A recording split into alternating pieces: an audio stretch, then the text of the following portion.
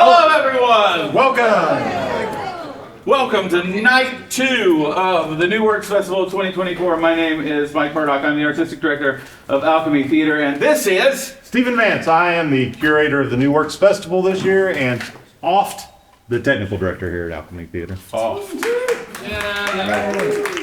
Clap for Oft, the New Works word. Tonight, if you were here yesterday, we got to see some great high school plays that had never been seen before. Some really great work yesterday, as well as some stuff from Stephen and I. And today, it's college night, baby. Everybody get real high and drink a beers. So I should say before we begin that some of these plays have adult language. Now that has been said. So yeah, bring some cotton for your ears or whatever you need. The quick business, if you haven't been here before, across the hall there's concessions. Across the hall on this side there's merchandise. Please buy all of our merchandise and keep us in business. If you need the bathroom, head down, follow the Christmas lights all the way down. There are bathrooms on the left side down there. Check that out. We have the run of this whole building, and if you haven't seen it before, feel free to give yourself a tour down through there and check everything out. We share the space with Regeneration Church, who sublets from us. And they have a food pantry in the back, which they work with the Huntington Food Bank, and they give a whole bunch of food to a whole bunch of needy people every week, which is awesome. And they wouldn't be able to do that if they weren't here with us. So we're very lucky to have them, and they have been very good to us throughout the years. When we had no space, they gave us their space, no questions asked, in downtown Huntington. So we owe them a great debt of gratitude. What else can I tell you? Charlie Brown. Charlie Brown is a show that is a musical. Right. We are currently in rehearsal for our first big production of the year, which is You're a Good Man, Charlie Brown. Some of the stuff for the show was behind this pipe and and that goes up in February. If you are, we sell season tickets. It's our biggest season ever. We're doing the musical Something Rotten. We're doing the musical Nonsense. We're doing the love song of J. Robert Oppenheimer, because we're trying to make money off that famous Oppenheimer film that just happened. We're doing a Barbie play. We're doing. We're doing Cheerleaders versus Aliens, which is a great kids show. We're doing Midsummer Night's Dream with our apprentice program that Stephen is directing as well. We have a lot of great kids shows. We have a lot of great adult shows, and we are selling season tickets for that. And you can buy those all the way up to You're a Good Man, Charlie Brown, and it will include your You're a Good Man, Charlie Brown ticket. And you get a fancy season pass with a lanyard. There you go, right there. There's a couple right there. There's one over there. Yeah. So you get a little plastic card and a lanyard. What more can you ask for? Also, an entire season of entertainment. So that's my pitch for that. Stephen? Yeah. Let's get this on the roll. What we're going to do tonight is we're going to read some new work. We're going to have a couple different blocks. We're going to start out with some new works from good friends of ours, alchemists and people that we have had the great pleasure of working with for the last 10 to 15 years. Some maybe longer than that.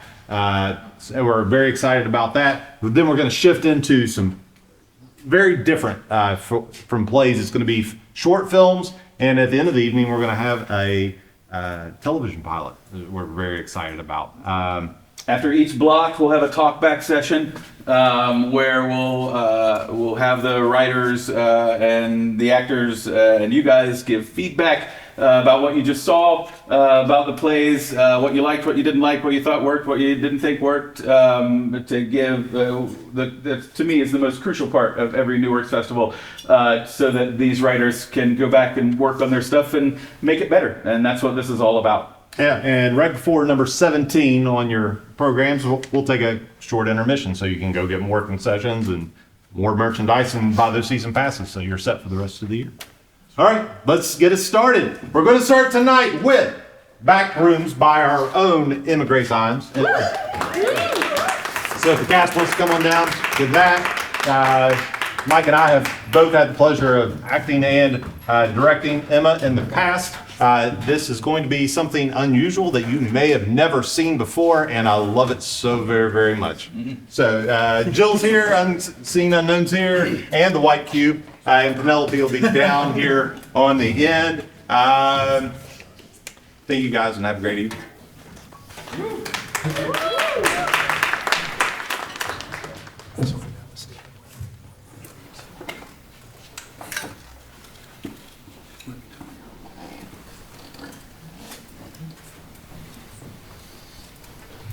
Penelope was in Chuck E. Cheese. Now she's not. This is a world of memory or dreams, dreams that become memories and memories that haunt dreams. There is darkness. A glitch brings light. Penelope is there. You are not supposed to be here. A place you've been before. Fake grass. This is an accident. Fake sky.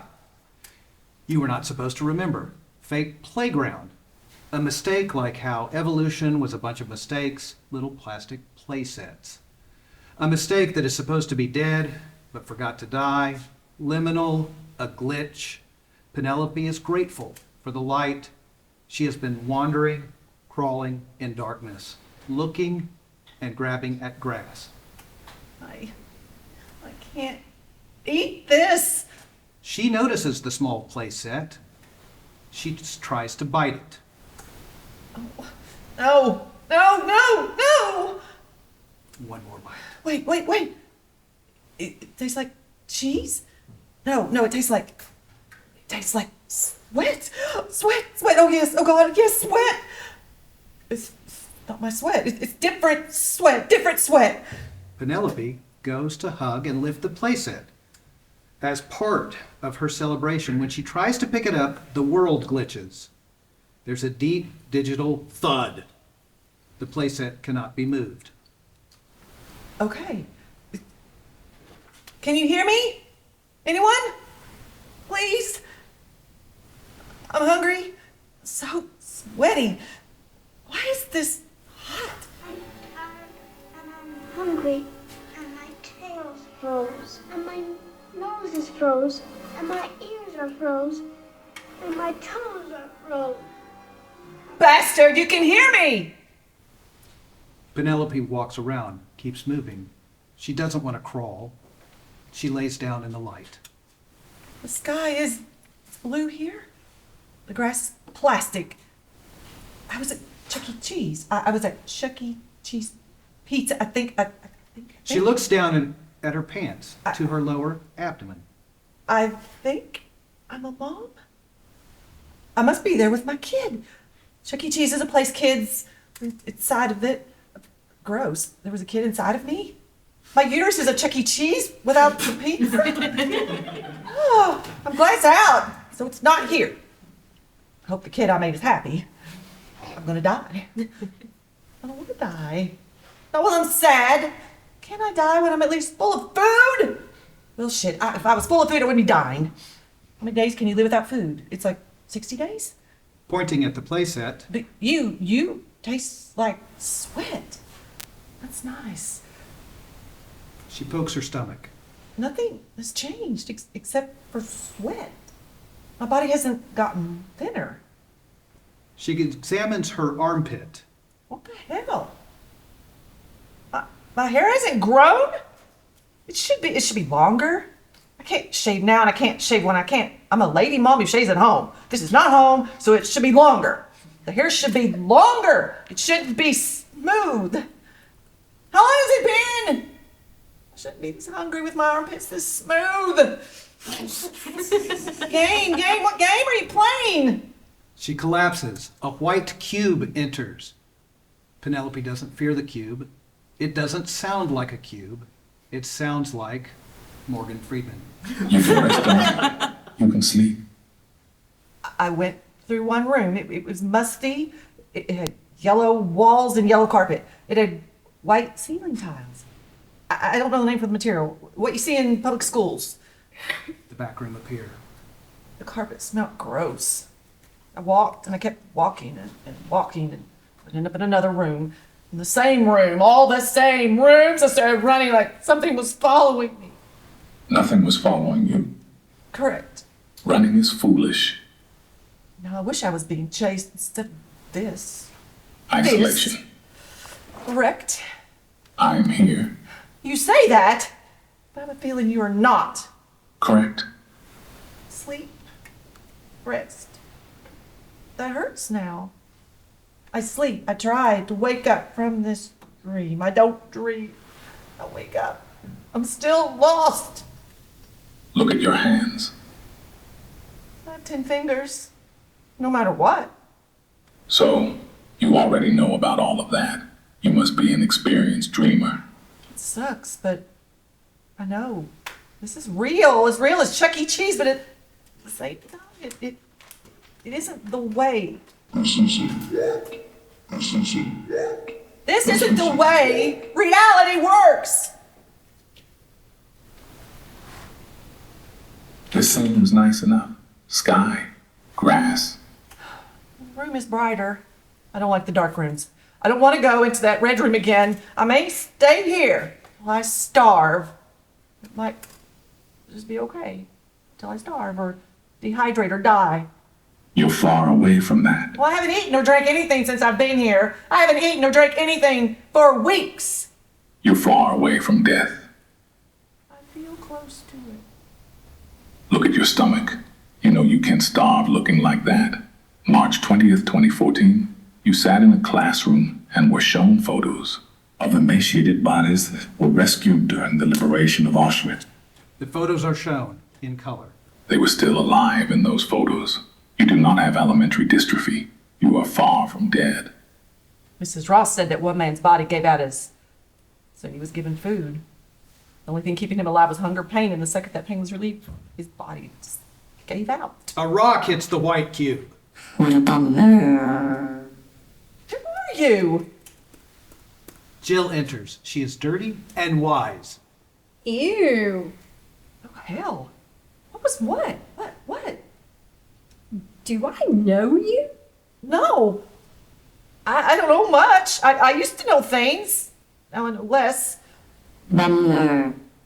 Yes. Oh, you're new here. I've been here too long to be considered new. I can't die from hunger, but I'm still hungry. Part of me really wants to eat you. Go for it. I want to stop being alone. Me too. I was at a hotel. I went to get ice. Then I walked back to my room. Then I walked back to my room. Then I walked back to my room. Then I walked back to my room. Then I walked back to my room. Then I walked back to my room. Then I walked back to my room. Then I walked back to my room. Then I walked back to my room. The ice bucket melted, but not the ice. Oh, I love ice. I love water. I was at Chuck E. Cheese. Here, look. Penelope stretches out her waistband of her pants. Jill looks. I'm a mom. Congratulations. What are you? A person who is staying at a hotel. I'm scared, but I'm less scared now. Let's be friends. No, you may die. I'm already very sad. I know where we are. Where are we? It's called the back rooms. We know clipped out of reality. Ouch. You're stupid, so I'll tell you. No clipping is when in a video game where your character passes through a solid object off the map. It's a mistake. No. This is real life. We know clipped real life. Penelope holds out her hand, and Jill takes it. Let's keep walking. They hold hands. They destroy the cube. Daisy, you'll be the velvet shower in your know, sweet little Daisy now. You'll take the lead in each trip we take. Then if I don't do well, I will permit you to use the make my beautiful Daisy bell.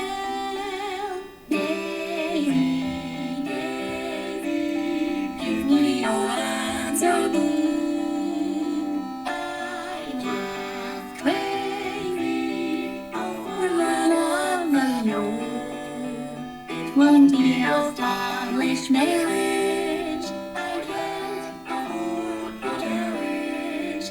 But you'll look sweet upon the seat of a bicycle wait for two.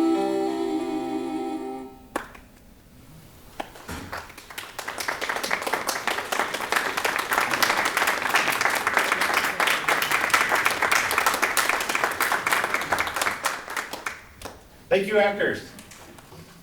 Thank you, Emma. We'll talk about this one in a couple of minutes. I'm sure did everybody take your notes so you can ask lots of questions? Next up, we have this guy right here, Mike Nigley. I'm Mike Nigley. He will be doing something that's a first for New Works. He will be reading part of a novel story. Not exactly sure what the full intent is, by our own John Armstrong, and he didn't give it a title, so I call it A New Works Story by John Armstrong.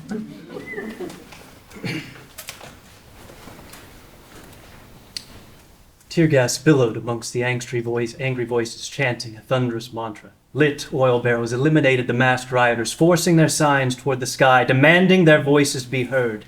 The signs read, "Let humanity live and allow the life cycle." The police stood at the ready, shields firmly planted, batons firmly grasped, waiting for the next move. And then it happened. Screams and yells helped propel debris toward the police line. Heavy objects hitting the hard plastic shields rang out as the policemen fell to the well-placed objects hurled. Panic started to overtake the police. Something needed to be done. This was getting out of control. A whistle blew, and the police marched forward, spraying jetted water at the massive crowd of bodies. Some found shelter behind vehicles, mailboxes, trees, or buildings. Others were unlucky.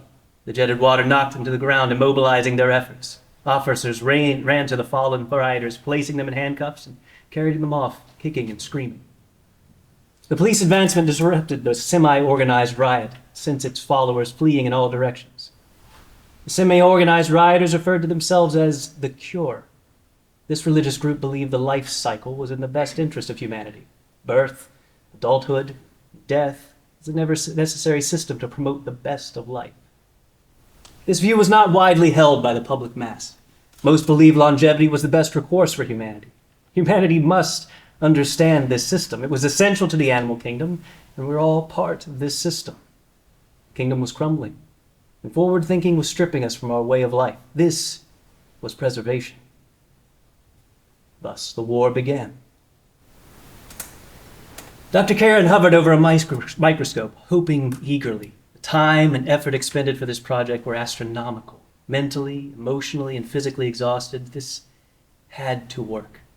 With expert agility and laser focus, Dr. Karen placed the additive on the slide. Her heart started pounding. Was this going to be it? Will her nights of sleep and days without eating cease? This had to work. The mixture fizzed as the chemical reaction became absolute. Peering through the microscope, she awaited the final result. She had changed the pH level a little. Previous mixture created an environment destroying the cell. However, too much alkalosis and the cell died. Had to be just right. The mixture began permeating the molecular structure. The moment had arrived, she thought. I did it. I achieved successful forced mitosis. This will change everything we know about the powerhouse that is the cell. The cell began disintegrating before her eyes. Hope drained from her countenance and was replaced with despair. No, I did it correctly. The mixture was perfect. This can't be happening. I've worked so hard. I've spent so much time. This can't be happening. Damn it, you useless piece of shit! Picking up the slide, she hurled it crashing against the wall. The time I've spent working on your stupid ass and you return me nothing but aggravation. I've sacrificed so much, I've studied so much and spent so much energy and you fail me every time. She sank to the floor and hugged her legs. Tears began to stream from her face. Half an hour passed. She picked herself up off the floor. She needed a drink. Grabbing her keys and purse, she sauntered toward her vehicle in the parking garage. Opening the car door, she plopped into the driver's seat and shut the door. She stared into space, mind numb, thinking of nothing. Wait, what if I added a nanoliter of phosphate? That should do the trick. It would stabilize the reaction, allow equilibrium to take place. That would aid the environment to produce mitosis. That's it, I know it will work. No, she tried that already. Why is this happening to me? Why can't I catch a break? Please, she begged to the ceiling of her car. Help me! I've tried everything. You must help me. This is bigger than just prestige and recognition. This is bigger than achievements and awards. This is life. This is being. I'll do anything, she kept saying to the invisible character that would grant salvation. I will sell my soul if I have to. I need a drink. She inserted her key into the ignition, and the engine roared to life. Picking the car and drive, she exited the parking garage and headed to her favorite bar, Evolution. Sitting in the corner booth she always sat to be with her thoughts, she ordered a double shot of wild turkey. Fitting her depression, she tossed back her drinks, ordered a beer. I spent so much emotion dealing with this problem. When will enough be enough? If only I could see a light at the end of the tunnel. If only I knew how far I needed to go. The suspense and anticipation was sometimes overwhelming. And this was that time. Sipping her beer, she had a moment of clarity. She couldn't just stop working. This was her life, after all. No matter how hard the challenges got, no matter the paths she would have to take, she always gave it her all. She would just have to accept that this was her life now. She needed something to eat. She didn't remember the last time she did. Sleep, yes, the lack thereof was clouding her actions. Was it the alcohol? It didn't matter. Sleep was needed, no doubt. Rachel hurriedly entered her apartment. She took off her waterlogged boots, stripped her soaked clothes off, and discarded them next to her boots. She made her way to the bathroom, unsuccessfully leaving puddles of water everywhere she stepped. Turning on the bathroom light, she drew back the shower curtain and turned the water to hot, and waited till steam appeared. She closed the shower curtain and allowed the hot water to absorb her freezing body. Her mind began to race with various thoughts. It was no secret what the scientific community was achieving. To attract the best and brightest minds of the world, it had been advertised all over all streams of media, journals, TV programs, hell, even the History Channel would take a break from the commonplace alien and conspiracy theories to cover the story. Honey, you home? Rachel's fiancé, Tony, entered the steamy bathroom and began getting undressed. Hey, honey, just taking a well-needed shower. How are you doing? Doing okay. Need to get this stink off me. Mind if I join? With his intentions made, he pulled back the shower curtain and joined his betrothed. Hop on in. You do stink. That's right. Today was gym day. How was your workout? What do you think? Said Tony, flexing his muscles in Hulk-like fashion.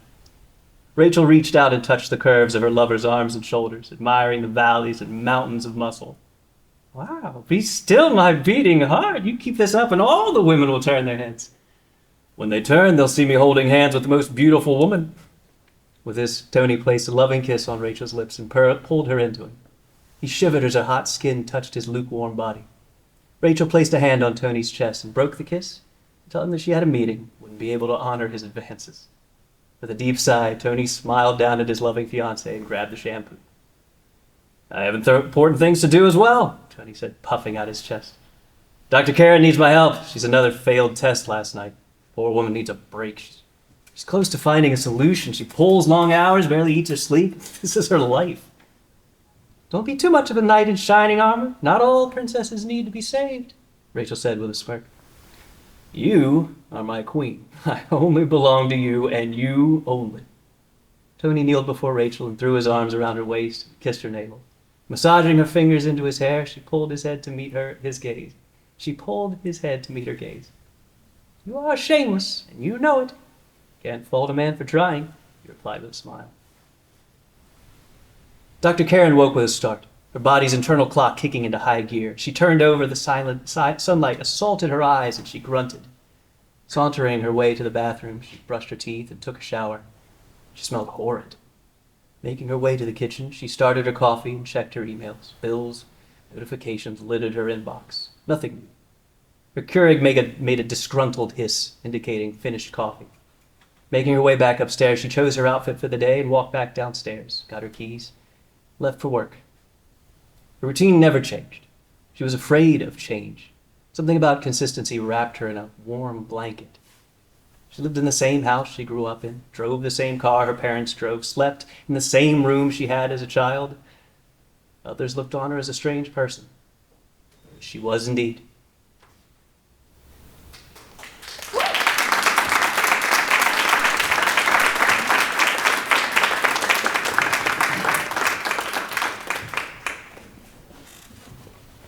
Would you like to sit right here? Sure. Next up, a monologue by Lynn Trent called Start.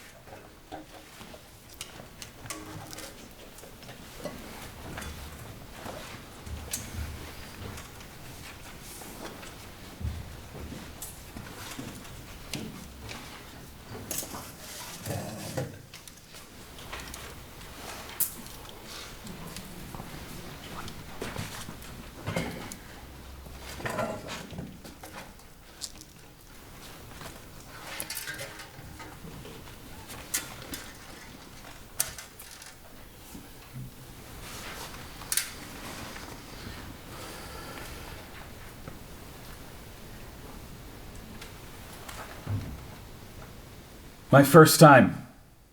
Yeah. Didn't really know what to expect. Big couch, maybe. Guys with a straight jacket. I don't really know what to say. Just may have been a waste of time, really.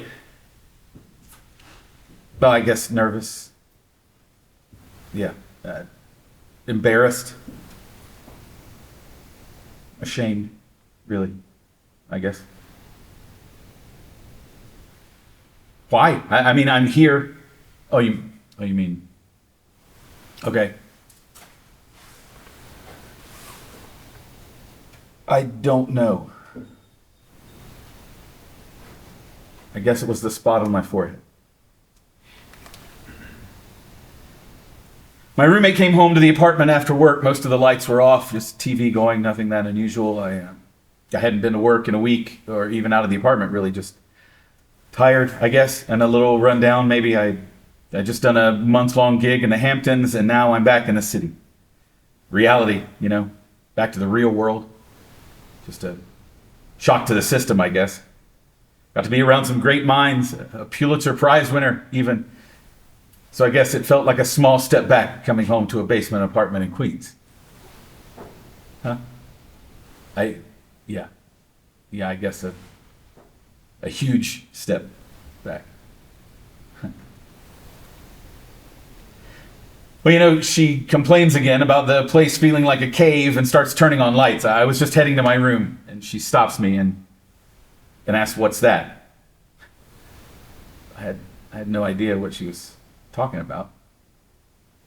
She pointed to my forehead. It took me a second and then I panicked. My mind goes into overdrive trying to think of something and I just blurt out, "It's a burn." A burn? A burn from what? A burn from the hair dryer. I was drying my hair, got it too close and it burned my forehead. Yeah.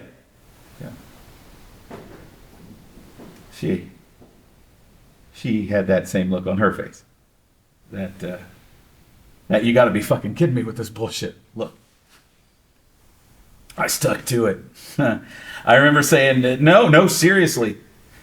I said, "No, seriously." A lot. Followed by shit like I was trying something different with my hair and I got too close. I guess I thought I could wear her down to the point that she would believe me. Her look never changed, though. I don't remember her saying anything much, really. She just looked at me. She finally shook her head and took me to the bathroom to have a better look. As soon as she turned on what has to be the brightest fucking light in the house, she froze and just stared. She was silent a little too long for me, I guess, so I broke it with a "what?" She pointed at my forehead again and said, "What is that?" "I told you, it's a..." She kind of loudly interrupted me. No, not the burn, the fucking coaster-sized knot." I was confused, so I looked in the mirror and there was a huge knot protruding from my forehead.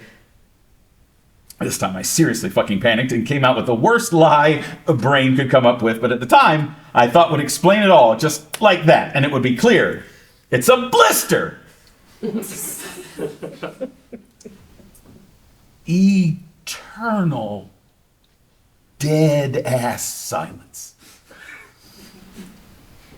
Then comes, "It's a hairdryer, not a goddamn blowtorch." She looked at me as if it was a standoff. She was going to stand there and not let me move until some shit that started to make sense came out of my apparently low-grade excuse-making brain. I had a couple things I could have tried, but her look just broke me, I guess. So I started. There was a fight. She knew that the fight was between me and me. The knot is from the futon arm. We had one with a fat metal frame. I had fallen. It was no accident. I'd rammed my head full on into that arm twice. I had no idea how I hadn't busted it open. Thick skin, I guess. Physically. Sure as hell not mentally. I thought it could be brushed off as no big deal. I mean, these fights happen from time to time since I was 11, maybe. Let's just brush it off and forget about it. She wouldn't let it go.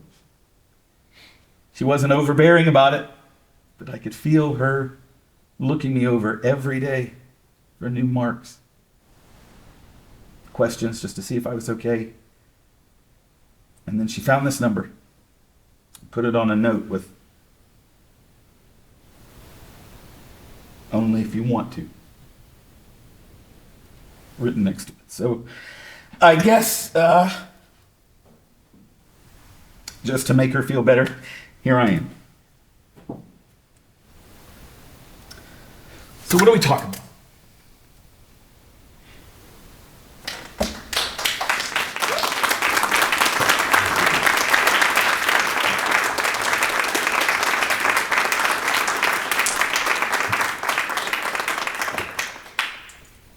Let's do some talk back. If the authors would indulge me and join us on stage. You will not be able to see out there much, depending on which seat you choose, so if that's what you want to do. Let me introduce everybody as they come up. This is Emma Grace Imes, the author of Back Rooms. Down on the end is John Armstrong, the author of New York Story, and the author of Start, Lynn Trent. Let us start with Back Rooms. Hi, Emma. Hi. Anybody got any comments you want to make right off the top about that? Nick, go ahead. I don't know how, but like at the very end, throughout the whole entire thing, you made it feel very, very uneasy in a really nice way. But at the very end, I just chills throughout the whole entire thing. It shook me to my core, I guess I'm saying. Oh, thank you. So Emma and I talked about this very, very briefly, and usually it is, are you sure this is the piece that you are choosing? And I was like, yeah, this is the one. I want it to be heard. Why this piece, Emma? Why I wrote it? Yeah. Or I wrote it back in 2021. Before, if you're chronically online, like me and many other people in my generation are, there was this mythos being formed during the pandemic of the back rooms. It's not my original idea. It originally came from 4chan, and it was this photo of a musty yellow room, and it had this text underneath it, and it was like, this is what happens if you fall out of reality. This is what happens if something goes wrong in the simulation of reality and you break it, and you're stuck here forever. And I wrote it in 2021, and pandemic, super isolating. I loved exploring the back rooms and of course the internet, and the idea of just that isolation was like the horror that comes with isolation and the horror that comes with being in a mistake. Yeah, to me, and I've read this a couple times now, the setting seems absurd, but the truth of isolation seems very, very real. And I thank you for that. Who else? Actors or anybody that was part of it? I know you guys spent, Jennifer, I know you guys spent some time talking about it while you were doing it. Yeah, so I don't game, I'm not into internet world or anything, so I went home and took this to my son and said, explain this to me. And his response was, Mom, she's so cool. And so he absolutely fanboyed all over you. And I couldn't get him to come this evening because he was like, no. But anyway, it was for me to listen to him explaining the stuff to me I didn't know. Like, that's scary. It's so pure. And at the same time, that just makes it that much more scary.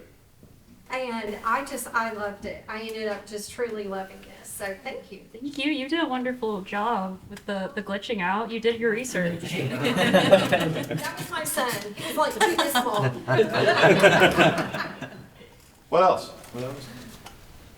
Yeah. I am a gamer. Yay! And have clipped through the world many times and fallen into the nothing, the void that is there. And I really enjoyed the concept. I really did. I wonder if it would be good to like bring up that concept, the concept of no clipping. I don't know if that's the twist you want, or if that would give context. You know what I mean? I'm not sure what the best way is, but if you're not a gamer, giving that context might be good. Yeah, I'm not sure either, but along those same lines, if the backrooms were mentioned earlier, if you know what that is, then you know what it is. But if you don't, it might, in the same way about the glitch, it might help inform or prepare the reader without going too far. No. Yeah, I Forehand definitely slap think is very valuable. I mean, yeah, I think if it was extended, you definitely could do that. But the being disoriented as an audience, I mean, I knew about the back rooms and I still and I knew from the title probably what we were dealing with, but I like that it kind of puts the audience in that no clip situation. Olivia? I am chronically online myself, so I've well versed on it. And the internet now I feel like is filled with a lot of things that you only get the reference if you have so much foreknowledge. And a lot of the backroom stuff is something that you look at and you feel away, like it's artsy in that sense. And you really immerse you into that world without knowing what that is, without having that concept in the first place. And it was really outstanding. Like, I really enjoyed. I felt immersed. Yeah, I think it says a lot to the writing that it, regardless of giving it a name, regardless of it being the back rooms, whatever, like people understand the abstractness and the isolation of whatever it is, regardless of what it's called, right? So I think that's important, and then giving it the name and it being this thing that has been discussed and is known enriches it that much more. So I guess the compliment I'm trying to give is that it for people that don't know, it's they can relate to the isolation regardless of what it really is, and then they can research later about what that all means once you give it a name and are talking about it, and then they're like, is this a thing? Is this a thing? Whatever. Nora? Yeah, I was just going to say that I see a lot of potential for the visual elements in an actual staging of this, because, you did an excellent job of describing it on the page, but I think seeing it would answer a lot of these questions as well, and would make things a lot more, a lot of really cool opportunities, I think, for staging. Yes, I would say the same thing, having reading it. In my mind, I was thinking, ooh, how could you do this on stage? Just to be acting out the physical part would be really interesting and fun to do. Really Like, fun, yeah. And that would lend itself even more to the isolation and confusion. Anybody else get super Twin Peaks vibes from it? Anybody been around long enough to watch Twin Peaks? I've never watched one. Yes. Well, that makes it even cooler that you've never watched Twin Peaks, because David Lynch very much does the same thing, and he doesn't tell you what's going on. Here's an old TV show you'd love, Emma. Yeah. Check out Twin Peaks. What is the television? Is that correct? T and then a V? You can probably find it in the tubes. If nobody else is going to ask, I'm going to ask. Why did you select Morgan Freeman specifically? So I wanted the white cube to be like, the white cube existing, I just wanted there to be the villain, which was the unseen and unknown, and the white cube being like a false comfort, or at least an attempt at a false comfort. And when I think wise person who's gonna guide me, I want Morgan Freeman to show up. But I didn't want someone imitating Morgan Freeman. I wanted it to be, you could tell it was a computer still, trying to be Morgan Freeman. That's cool. I like that very much. Yeah. But going off for the staging, that's why I wrote it as a play, and I don't know, I can kind of, after hearing it read, I could see it like as a play / haunted house, because I just like the bringing the horror of something that is very digital into the physical realm, I find would be very interesting. But like all good horror, for what there is, you had a character that we cared about almost immediately. Yeah. A relatable character that we cared about immediately, and I like that very, very much. The Cube. You're talking about the Cube. It's the Dalmatian puppy. Let's move on to something we've never done at Newark's before. A short story novelization. What's the end purpose of this writing, John Armstrong?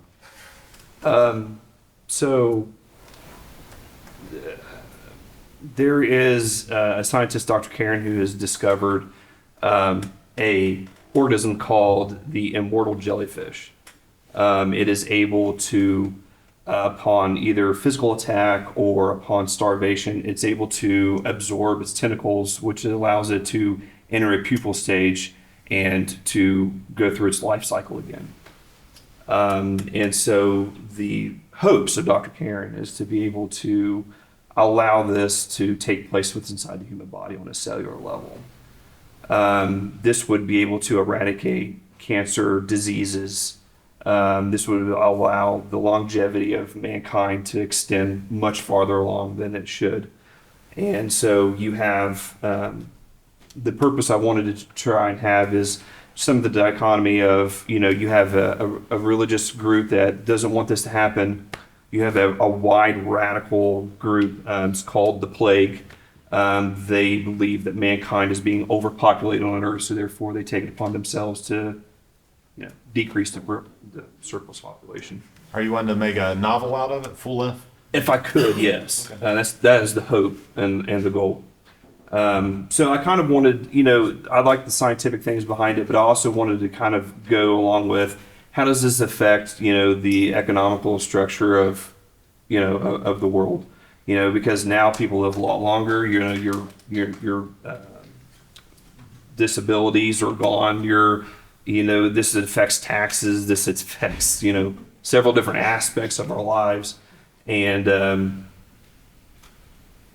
Yeah, I like the multi-level view. That's a good way to keep people interested in your novel. Who has questions?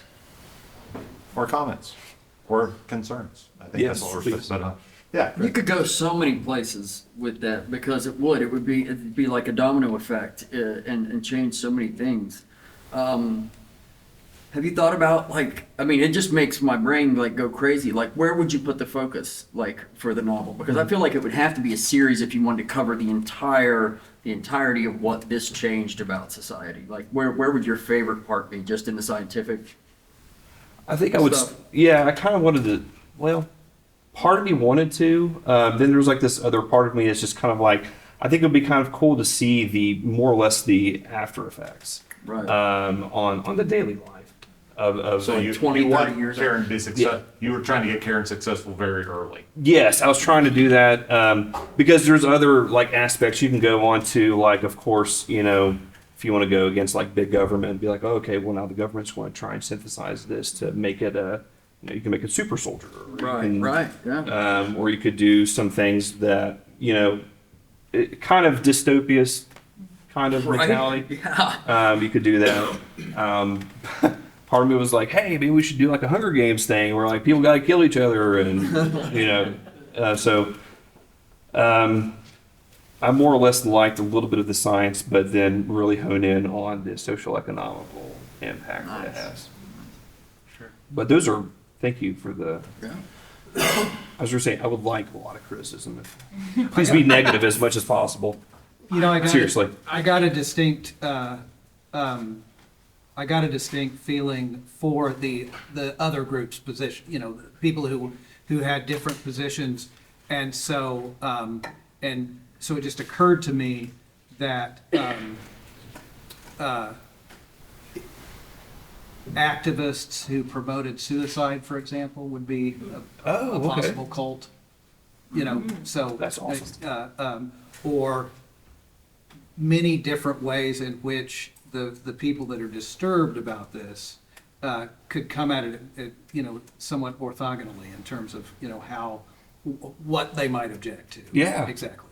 Yeah, I think you would have, I'm not trying to write your story for you, but I think you have a lot to play with, like sort of like both of them are saying that, you know, you have the big groups that we all have to deal with every day already, right? Like the government groups and religions and whatever. Then you have sort of the fringe groups, like Jeffrey's talking about. I think like there's going to be a handful of people that are like, well, kill ourselves, and that's how we'll stop this. Yeah. You know, Cult. like Yeah. and so there are a lot of little fringy things that you can play with there. I think. Yes. Well, and then you got your spa story when somebody else is trying to steal the thing, And then when then if you're depending on your characters, then you break those down into making those personal stories between some of these people that are, you know, somebody's in their, you know, their son is in the suicide cult, and That's they're, what I you know, was like gonna there's say. once you have the umbrella of your world, and then you bring it down to tell these personal stories of these people, and whether they intertwine or not is up to you. But That's what I was gonna say, is there a significance to the couple, in, Yes. So Rachel actually is thank you for picking up on that. Rachel actually, the reason why she's waterlogged is because she was one of the activists in the Cure. I thought maybe, yeah. And so she's trying to sneakily come into her house, and unbeknownst to Tony, her betrothed, he's working for Dr. Karen, she's working for the Cure, and so there's that conflict one. Yeah, There you go. that's great. And then I kind of wanted to try and integrate the plague into there somehow, but thank you for picking up. Nick. I wanted to say I cannot be negative here. This is very, very good. One of the things that I love most is that in most of these like dystopian type future things, it always starts out like in the middle of it. And it like explains the past, but it starts in that. And I feel like if I'm understanding this right, it starts where we are roughly and then goes into that, which I have not seen that, and I think that's very cool. Jill? I'm not sure how long a time frame you plan for this, but you're talking about the scientific aspects, the economic aspects, the physical aspects. I'm curious about if my life is suddenly greatly extended, how does that change my mental outlook? How does that change the way I deal with the world? I've suddenly got a plan not for 70, but maybe 30. Do I work on longer term life? Yeah. That's awesome. So now you have 3,000 pages you can read. Yeah, right. Thank you. Sheila. I was gonna say something else, but like what you said too, like how did you feel about that? But I feel like scientists, being a scientist, but it's almost like they just want to solve the problem. They're not thinking any farther down the road. It's like, I'm just going to figure this out and do it. But I just want to say I really enjoy your writing style. I thought that everything flowed very well. It was very lyrical. The dialogue was great. So, and I can hear your voice. And of course, Mike read very well. And the characters were very distinct. Rachel and Dr. Karen and Tony are three very distinct people. And you did that very quickly. Yeah, and if you're going to give us multiple 100 pages, we need distinct characters Yeah. because it's hard when you go back and forth. Mike Negley. Another piece that I love. I really enjoyed reading this. I think it was a lot of fun. And I absolutely agree. There's so much to mine in this. And there's a series called Altered Carbon. Yes. Yes. It's the later bit, and it's all digital. Okay. You know, and it has some kinds of things, like the religious group that thinks it's an absolute sin to be immortal because of the computer in your brainstem or whatever, you know. Yeah. Doing the beginning of it and it being biological is a completely different take. Like, I love science fiction stuff. I haven't seen that. And the beginning with the initial conflict, especially with the different groups, there's huge potential there. And like she was saying, you know, not just what do you have to plan for, but how reckless is society if you know if there's much less fear of death and cancer and, you know, and all that kind of stuff. How quickly does the thing work? Does it start working like a Wolverine healing factor? Like you were talking about the super soldier thing, but like, can you take a bullet and work it out in the moment? Like, or do you have a regen time? Or once it becomes a reality in general, those fringe groups are figuring out ways to do that specific. Yeah. Or is it only for the rich and you can't? And then the poor are fighting for it. Right. Like The rich are immortal and the poor just keep dying. Oh, wow. There's a lot to digest there in 3 pages. Can I say one thing? Yeah, go ahead. I appreciated Mike reading this. Mike did an excellent job.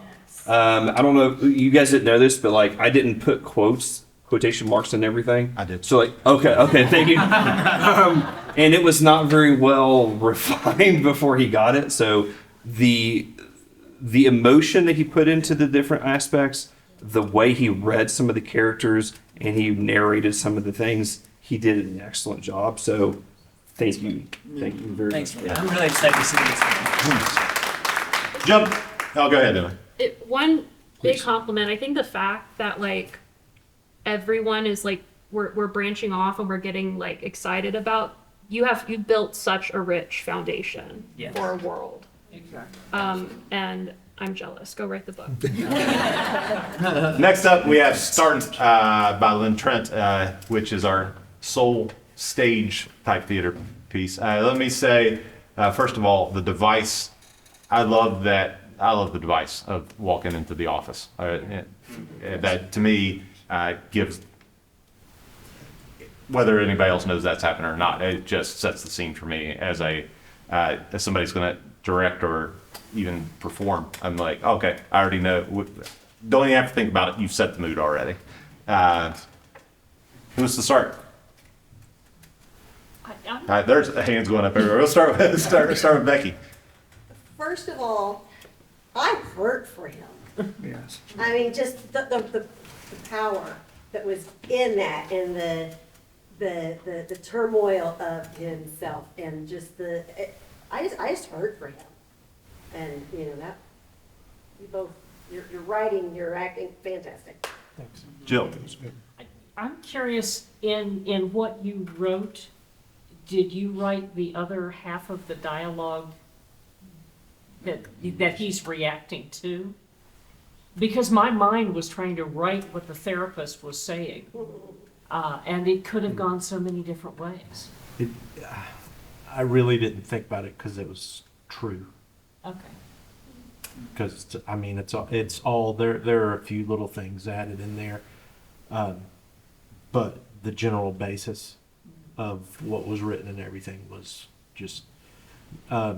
It was the thing. My first time was, you go in and you're like, I don't have a fucking thing to talk about here. What am I doing here? You know. Right. And then you take off I take off my glasses, and the therapist asks one question. And the next thing I know, she's like, okay, well, that's time. All right. And it was like 45 minutes later. And I'm like, wait, what? I just threw out, and it was every time. You just like, man, I don't even know why I'm here. And boom. And I remember her telling me, her name was Mercedes Almanzar. I remember her telling me, it's like, you get your 45 minutes worth.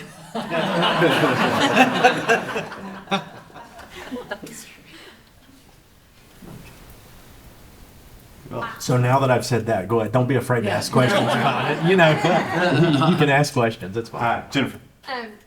You know, it's so heavy, but I was just so involved, like invested, and I was willing to take this trip with this man. Like, that was awesome. You know, a lot of times I need humor or something to relieve all the tension and stuff for me, and I was just there with him. Like, you know, we're in that car and we're riding down that road. And that's awesome. I was glad that everybody laughed at the it's a hairdryer, not a goddamn blowtorch. Because I was like, there has to at least be one time where the audience just go, okay, and then we could continue with the serious stuff. So. That's Shakespeare, right? Like, murder everybody and then make a joke. Mike and I have talked about this on several occasions, and because you never know, when you go to schools or you ask for open submissions, you never know what you're going to get. Like, it could be something about isolation, it could be something worried about the future, it could be something going on personal in your life, but it's always catharsis. There's a catharsis built into any story, whether it's young men on the war front, whether it could be any number of things, and everybody's got stories to tell. I just want to jump on top of what you were saying. What else, Vince? You guys? Do you think this is encapsulated as what it is? Do you think this is a longer piece? Do you think this ends up being a play or just monologue? Or I thought of it more, I guess, after I was done, more of just encapsulated in that one, and if anything, to be a group of other monologues from not just my point of view, but this is not from from others, because the exact same thing could happen to a bunch of different people, and their reaction to it's going to be completely different, or whatever. But I mean, and then people have gone through a bunch of different things that they find themselves in that environment, talking, or some of them want to be there and talk. Others were like me and didn't particularly want to be there, but hey, we were here, so here we are. But I thought of it more as probably a collection, maybe. I at this point in time in my head, I don't know how I, without wearing out an audience, make it longer. Or more. The thing that I thought you did extremely well, even outside of the heart and the truth and the honesty of it, was the storytelling. Because you got us through a start, middle, and an end with relief, moments of relief throughout in, 5 minutes? Yeah. And that's hard. That's really real hard to tell a complete story. So really nice job on that. That was really good. Who else? Oh, I can make It makes me think of, talking about it being a collection, pieces like Laramie Project and Vagina Monologues, and those collections of monologues that have a theme. I don't know that I've ever seen anything or heard of anything that's this kind of collection. It's crossed my mind a lot. I do have others that are, kind of in the same realm. And you that can were go- quite as, didn't think that were quite ready at all, as compared to this one, if I had to pick one that was ready to be up here. But- It'd be hard to not have an evening of downers, but Yeah, yeah. Like that's It's- the and I mean, a lot of that came from just journaling. Yeah. You find yourself journaling and you come out with a couple pages of stuff, and all of a sudden you start reading it back, going, wait a minute, let me start over and try to put this down as maybe a monologue or something like that. even as great as the piece is, beyond all that, it's brave to put that out there. Thank you. Thank you for sharing with us. Yeah. For sure. Yes. But, Sheila. So even, you said like downer, but I didn't feel that way. I felt very hopeful. Yeah. Mm-hmm. I'm like, Right. okay, that's where he needs to be, and now it's working. Mhm. I didn't felt like you were struggling through it. You're like, oh gosh. And in the end, I was like, oh, I feel very hopeful. Things are where they need to be. And So. just so everybody knows, the roommate in that is not my wife. Thank you for leaving the party. It's a good line about the blow course, kid. We'll do one last question. Well, I heard a great TED talk by Brian Kinghorn about senses, and when you get a sense and hear something, see something, you have to interpret that. So my reality is different from everyone else's. What made me think of that is when by your not having us hear the other conversation, but just your response to it, it doesn't. What they said is not as important as what your response to what they said or your interpretation of what they were asking you. By just hearing that, well, I just thought it was a great theatrical technique to just have. Yeah, I'm talking, but okay, I understand what you. I thought it was just very good because it's really your interpretation of that is your reality, and your reality may be different from everyone else's. And it's a great TED talk. Great stuff. Thanks, Emma, John, Lynn. Thank you so much.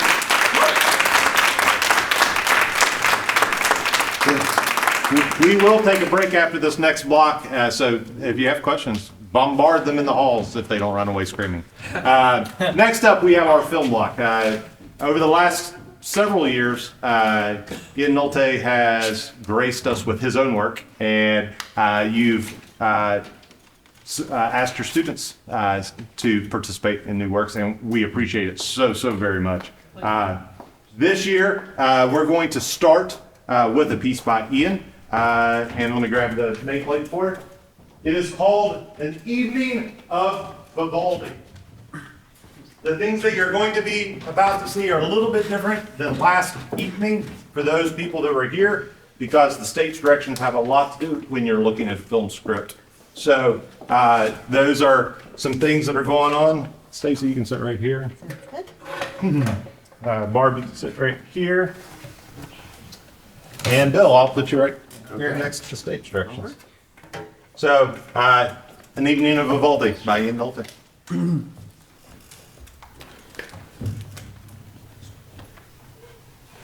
You guys ready? An Evening of Vivaldi by Ian Nolte. Logline. A frazzled woman struggling to make it to her seat on time for an important date at the symphony is thwarted by a zealous usher. Interior, theater, balcony, night. Bill, 30s and neatly dressed in suit and tie, is seated midway up the rows of the balcony of a small theater. He has an excellent view of the stage, empty at the moment, but arranged for an orchestra. Most patrons are in their seats. He frowns and nervously checks his watch before looking up to see Stacy, also 30s, and in a formal dress for the evening, but frantic and discombobulated, rushing up the steps toward him. Stacy squeezes into the row and plops into the seat next to Bill, fumbling with her purse. Sorry, I am sorry. Traffic was miserable. In her left hand, Stacy holds a ticket for the show, crumpled alongside a neon green vape pen. She awkwardly jams them in her purse. Bill rolls his eyes. I know. I said I'd quit. Did I miss anything? Not yet. Stacy takes a breath to steady herself. I know this is supposed to be our special night. I know I'm late. I know I let you down. Bill shrugs and turns his attention to the stage. Well, you're here now. Let's just enjoy it. Do you even remember what we're seeing? Stacy looks away, embarrassed, but getting annoyed. I know it's the V one. One of the V guys. Bill snorts. Keeping his eyes on the stage, Stacy shrinks in her seat for a moment. A few members of the orchestra begin to take their places. The harpists begin strumming and adjusting their instruments. Stacy fishes in her purse, surreptitiously palming her vape. I'm going to go to the bathroom. I'll be right back. Watch my purse. Stacy hurries toward the aisle. Bill briefly glances down at her purse. Close on purse. Stacy's ticket is still crumpled inside. Exterior, theater, night. Stacy puffs anxiously on her vape, staring up the marquee. It reads, Songs for Many Seasons, an evening of Vivaldi. She blows an angry stream of vapor as she heads back inside. Interior, theater, lobby, night. Stacy marches toward the theater entrance. She can hear the orchestra tuning up. Just as she reaches the door, a short, older, gnomish woman with a cotton candy puff of translucent white hair steps in her path. She is wearing the distinctive red vest of an usher with a large gold name tag reading Barb. Ticket, please. Stacy pats her pocket-free dress impotently. I must have left it inside. Barb frowns. Her demeanor turns cold. I just came out a minute ago. Barb looks Stacy up and down, her eyes lingering on the ugly green vape. There's no smoking inside of the theater, ma'am. Stacy curls the vape behind her back. Barb fishes a baby blue inhaler out of a fanny pack. She takes a short, sharp whiff. Behind Barb, the tuning orchestra falls silent and the theater erupts in applause. Please, it's starting. No ticket, no entry. Stacy shakes her head. This is ridiculous. Stacy starts to move past Barb, but Barb intercepts, physically blocking Stacy's path. Barb snatches a walkie-talkie off her belt with a squawk. Don't make me call security. Shocked, Stacy steps away and retreats toward the entrance. Exterior, theater, night. Stacy stands on the street, angrily sucking on her vape. She looks through the lobby doors to see Barb eyeballing her. Barb takes a drag on her inhaler. She raises her fingers to her face and slowly gestures to Stacy. I'm watching you. Stacy slinks away from the door. Exterior, alley, night. Stacy slumps glumly down the alley, blowing a line of vapor. She looks up to see a stagehand exhaling a cloud of cigarette smoke before stubbing out his butt and heading through the propped open stage entrance door. Interior, theater, backstage, night. As the stage entrance door swings shut, the toe of Stacy's high heel shoe jams it open for a creak. Stacy creaks the door open just wide enough to slither inside. She looks around. She is in a dimly lit backstage corridor. Somewhere she can hear the orchestra beginning Vivaldi's La Primavera. See? I do know this one. It's the V guy. Stacy begins to slink down the corridor. She hears a noise behind her. She whips her head to see the stagehand rounding the corner, carrying an instrument case. As he passes, Stacy is gone. Tilt down to see Stacy crouch behind some crates. She ducks low and continues creeping down the corridor. Interior, theater, balcony, night. Stacy emerges from an emergency exit, her hair dusty with cobwebs from her journey. She finds herself at the very top of the balcony behind the last row of seats. The orchestra is in full force now, beautifully moving through La Primavera. She looks down and sees Bill in his seat below. Bill glances at the purse in the empty seat beside him. He looks at his watch. Stacy starts to step toward the balcony stairs, eager to rush to her seat. As she does, she sees Barb, standing in the darkness of the balcony's wings. Barb puffs her inhaler and gestures at Stacy, wagging her finger. No, no, no. The orchestra swells to the conclusion of the first movement. The theater is completely silent for a long beat. Stacy and Barb's eyes are locked. The orchestra shifts in their chairs. The conductor turns the page and then they launch into the second movement of La Primavera. Stacy breaks eye contact with Barb and starts to run down the steps towards Bill. Barb launches herself like a missile, shoulder tackling Stacy from behind. Both women collapse in a heap, rolling down the steep steps of the balcony, a tangle of limbs. They tumble all the way down, slamming into the front railing with a loud crash. The orchestra winds to a dissonant halt. The entire theater turns to look. Bill stands at his seat clutching Stacy's purse. Slowly, Stacy untangles herself from Barb, who lays crumpled on the ground, groaning in pain. Stacy stands, all eyes on her. She looks up to Bill midway up the balcony. Is everyone enjoying an evening of Vivaldi? Stacy takes a long drag on her vape and blows a giant cloud toward the orange ceiling of the theater.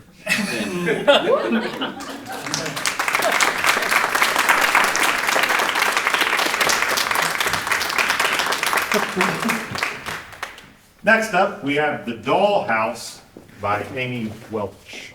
You can step it.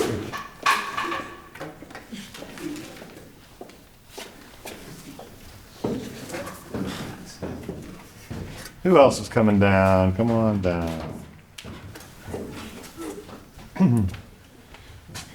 You can go right here. Okay.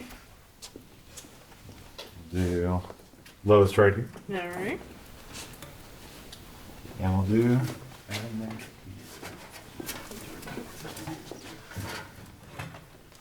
The Dollhouse by Amy Welch.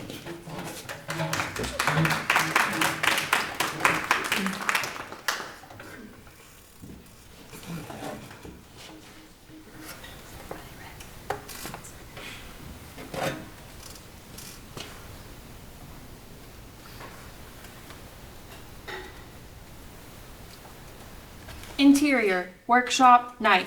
There is a dimly lit workshop. A middle-aged man named Adam uses a sander on a rocking chair. Pan to an array of household furnishings, a crib, a kitchen table with chairs, portraits, quilts. Adam takes off his mask and stares at the rocking chair. Exterior, rehabilitation center, day. Adam stands outside his car that is parked outside of a rehab center. He holds a gift basket. Lois, Adam's daughter, and a girl in her early 20s walks out of the center. She wraps her jacket around her protectively. She stands in front of Adam, awkwardly, slightly smiling, while taking the gift basket. Hi, honey. Close up on the gift basket. It holds Winnie the Pooh. Lois picks up the book and gives a slight laugh. I just thought that'd be funny. You know, that was your favorite book. I marked that quote that I... I'll look at it later. Okay. Far shot of Adam pausing before nodding and looking down. Interior, dining room, evening. Adam, Lois, and Stephanie, Lois's mother, eat dinner. Listen, honey, we are really glad that you're home. I'm so thankful that you got yourself cleaned up. And are you, well, clean? Well, they wouldn't let me go if I wasn't, would they? Right. Well, I mean, you don't have any plans to... Let's just enjoy her first night back. Okay, Wide- Steph? Wide shot of the dinner table. Everyone resuming eating silently. Exterior, yard, day. Stephanie and Adam are working outside. Stephanie is picking off dead flowers. Adam is moving boxes in the garage. Adam sees atop the garage a dollhouse peek. Out of one box, he opens it up and there is a white colonial dollhouse. He lifts the house up and sets it down. He opens the box next to it and finds bits and pieces that go with the house. Close up on the dollhouse. There is a foyer, a parlor, a kitchen, a bathroom, 3 bedrooms, and an attic. They are all empty. He reaches into the box, takes out a rocking chair, and places it in the living room. He then grabs a wooden table and places it in the kitchen. Next comes a rug, which he smooths out in the living room. Then he places a fireplace near the rug, a bathtub, a bed, a picture frame. Stephanie appears in the background. Hard at work, are we? I was organizing the boxes and I found this stuff. Couldn't help it. I remember when you made that. She couldn't get enough of it. Now, honey, I don't want to tell you to get rid of this stuff, but it is taking up space. Lois is grown up. No, I can't get rid of this. Adam, one thing I know for sure is that you've got to let go of is that the Lois that you have in your head. She doesn't play with dollhouses anymore, and she doesn't read Winnie the Pooh anymore. Stephanie is crying now. And you know something? I'm not going to coddle her. Life is tough. She needs to learn to cope. Adam looks out the garage window to see Lois swinging on a tire swing, Winnie the Pooh in her hand. No, Steph? I think she's still there. I think she's always been there. Lois swinging is reflecting on the window near Adam. Exterior apartment complex, day. The 3 get out of the car and meet a realtor at an apartment. Thank you all for meeting today. Well, this must be Lois. Lois nods her head and smiles. Well then, let's get to it. Stephanie puts her hand on Lois's arms, which slightly startles Lois. Stephanie smiles at her. They head in. Interior, empty apartment, moments later. Close up of the apartment door. The realtor unlocks it and lets them in. So over there is the bedroom, and there's your kitchen. All appliances are included. Looks real nice, doesn't it, Lois? Yeah. Listen, honey, I know you just got back, but it's better to get back on track as soon as possible. You know, make up for lost time. I think this will be good for you. It's in a good neighborhood. Lois nods her head. Exterior, home, evening. Adam parks the car in the driveway. Stephanie gets out and goes in the house. Lois is about to go in as well, but her eye catches the dollhouse in the garage. She walks over to it, curious. Adam watches her in the background. Lois crouches down to where she is level with the house. Her eyes are illuminated by the light in the garage, and a smile plays on her lips. She reaches out to touch a doll. We see that the doll looks just like her as a little girl. Other dolls are visible too. Adam and Stephanie. Lois sets all of the dolls on the porch. She puts Adam on the porch swing, Stephanie on the steps, and herself in the tire swing. Would you look at that? I had no idea you still had this. There's no way I would have gotten rid of that. Adam looks down to see Lois crying. You're braver than you believe, stronger than you seem, and smarter than you think. Lois looks up at him and smiles. Winnie the Pooh. Adam puts his arm around Lois, and she leans into him. Interior, bedroom, night. Stephanie is in bed, braiding her hair. Adam crawls in next to her. What did I do wrong? What? I wanted to give her the most beautiful life. You know, she was my baby girl, Adam. What did I not do? Adam puts his arm around Stephanie. I don't think it's what we didn't do, honey. It's what we did. We gave her the perfect, safe life. When she got into the real world, you know, all alone, well, she couldn't cope. Stephanie looks at him intently. But right now, she needs us. She needs a piece of her childhood to take with her. She needs her mommy, okay? I saw where you moved the dolls you made to look like us. You moved them all around the porch. I didn't do that. She did. Adam leans over to turn out the light. Interior bedroom, night. Stephanie is asleep. Adam opens up his eyes. After a minute of laying there, he rolls out of bed and goes in the closet. He puts on overalls and boots. Interior garage, moments later. Adam scoops up the dollhouse and a box of pieces. Exterior, backyard, moments later. Adam walks to his workshop behind their house. Exterior workshop, moments later. Adam comes in his workshop and sits down the dollhouses and boxes down. He puts his hands on his hips and he examines the tools and supplies. In a montage, he bends down to look at the rocking chair in the dollhouse. He grabs some wood off the shelves. He begins sanding the wood down to make rods and planks. He fits the pieces together. He uses a screwdriver to screw them into place. He begins to paint the chair a light blue. He delicately paints flowers on the headboard. He then starts on the table, making a smooth surface. Interior workshop the next day. Stephanie comes in to see Adam asleep at his workbench. She cocks her head to the side. Interior kitchen, night. Stephanie is doing dishes. Lois approaches her. I can do those. You'll have dishes to do at your new place. Now you go ahead and sit down. The two smile at each other and Lois walks off. Exterior apartment complex, night. Adam, Stephanie, and Lois pull into the driveway of the apartment building. They get out of the car. Lois has bags in her hand. Are you sure it's ready? Yeah, come on. How? Interior apartment, moments later. The door opens slowly, revealing Lois looking up, shocked. Wide pan of her apartment, which looks like a condensed, yet life-size, version of her dollhouse. There is an old-fashioned TV, a yellow fridge, a circle table with a vase of sunflowers, and the rocking chair. Lois opens up the door to her bedroom, and there is the same patchwork quilt and picture frames. Lois runs to hug Adam. Stephanie looks at the two hugging and begins to cry. Pan to Winnie the Pooh sitting on the table. The page turned to the quote Adam said earlier. Fade out.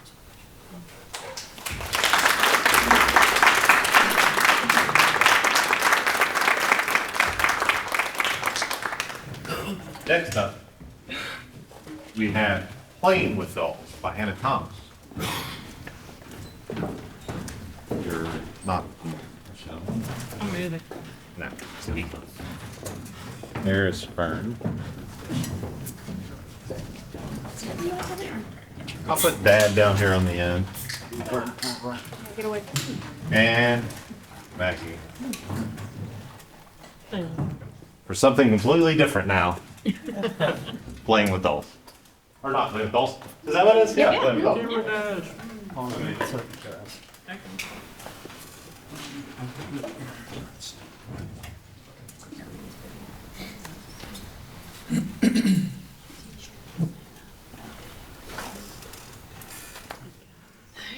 Playing with dolls. Interior home office morning. Michelle, the teenage girl, enters the room cautiously. She is wearing a purple sweater with a flower on it, blue jeans, and white shoes. There is a desk at the far end of the room with some papers and a computer on it. She approaches the desk, easing one of the drawers open. Close up, the drawer is full of different keys, each one labeled with a name. Michelle searches through the keys until she finds one with the name Baldwin on the tag.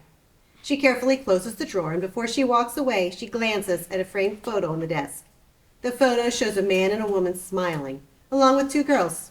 One of them is Michelle. She frowns slightly, then leaves the room. Exterior front yard, afternoon. Fern, a young girl, sits in the grass playing with dolls. One of them is smaller than the other, meant to be the child. But Mom, I want to go out with my friends. You never let me do anything. She picks up the other doll, meant to be the child's mother. You're not going anywhere, young lady. You're grounded. The front door to the house shuts with a bang as Michelle enters the yard. She walks past Fern, ignoring her and heading for a yellow bike in the driveway. Come play with me, Michelle. I'm going out. You shouldn't be playing with dolls anyway. You're 10 years old, not a baby. You used to play with me all the time. And Mom always said you're never too old to play with dolls. Yeah, well, she's not here anymore. And I've got important stuff to do.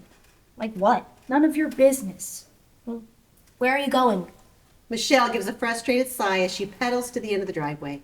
If you need to know so bad, I'm going to the old Baldwin house.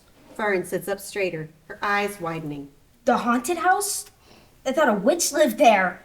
Why would you want to go there? You know I've been wanting to explore it for years, and the owner is finally selling it. So what?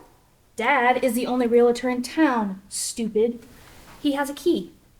I've got to get it back in his office before he figures out it's gone, so I don't have much time.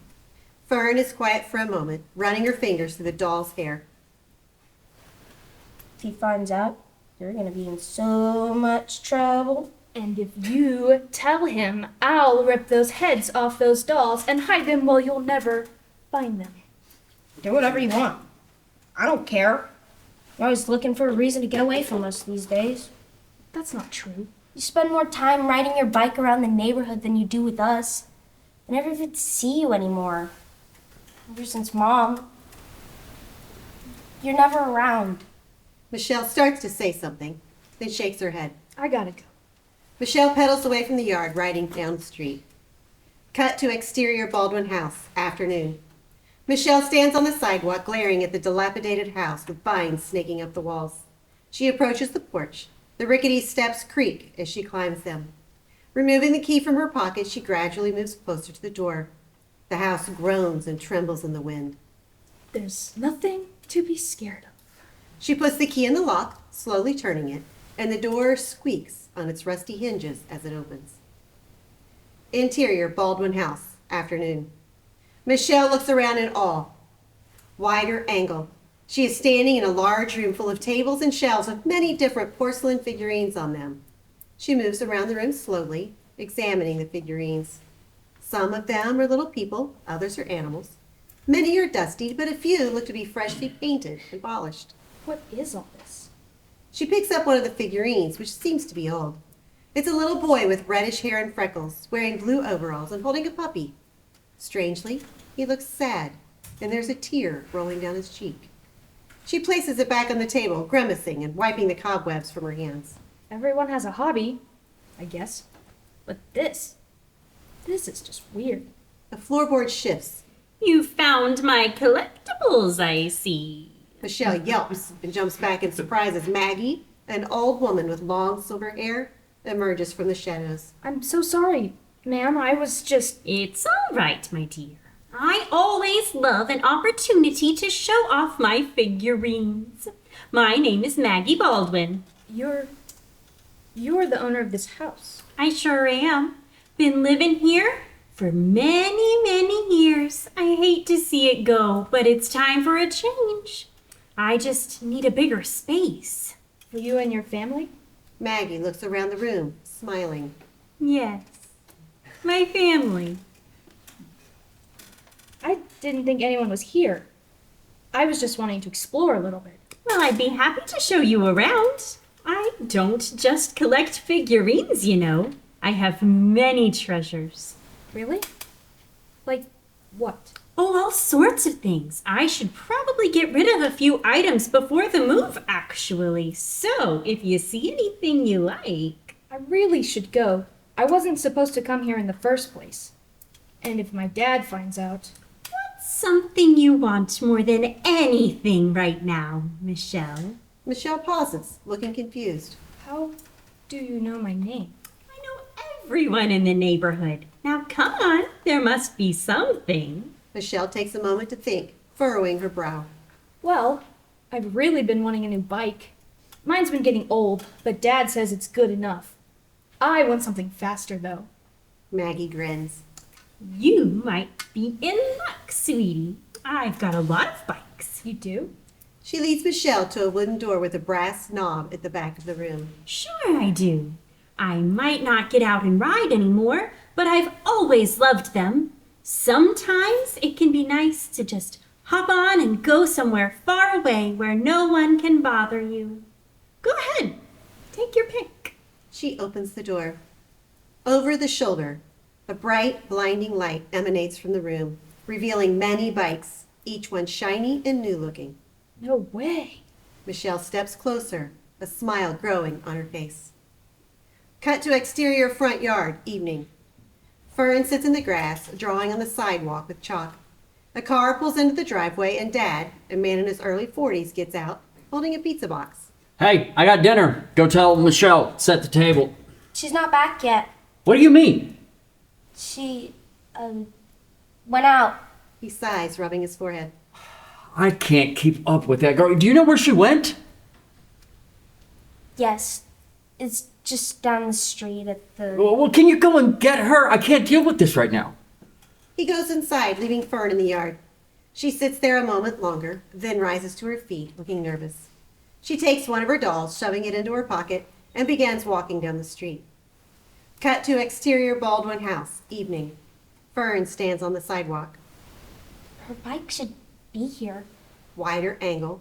The house towers over her, looking ominous in the twilight. Michelle? Are you in there? Dad says you need to come home. There's no answer. She approaches the house, stopping at the door, and takes the doll out of her pocket, holding it as she breathes in deeply. Just a quick look. She opens the door and steps inside. Interior Baldwin house, evening. Fern looks around at all the figurines, reaching out and touching some of them gently.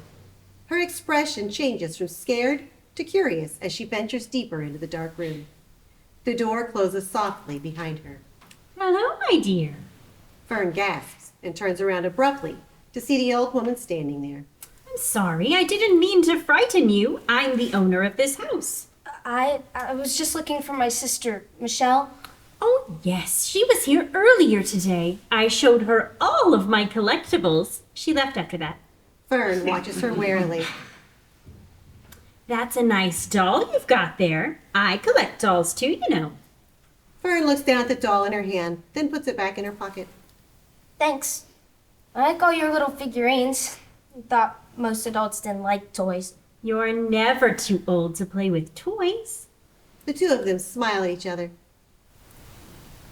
I should go now. I need to find my sister. Okay. Before you leave, you can look around and see if there's anything you'd like to have. I need to get rid of a few things before I move out. That's really nice of you. I don't think I have time, though. What's something you want more than anything right now, Fern? Fern pauses, thinking. A new doll, perhaps? Fern sighs sadly. It's more of a person than a thing.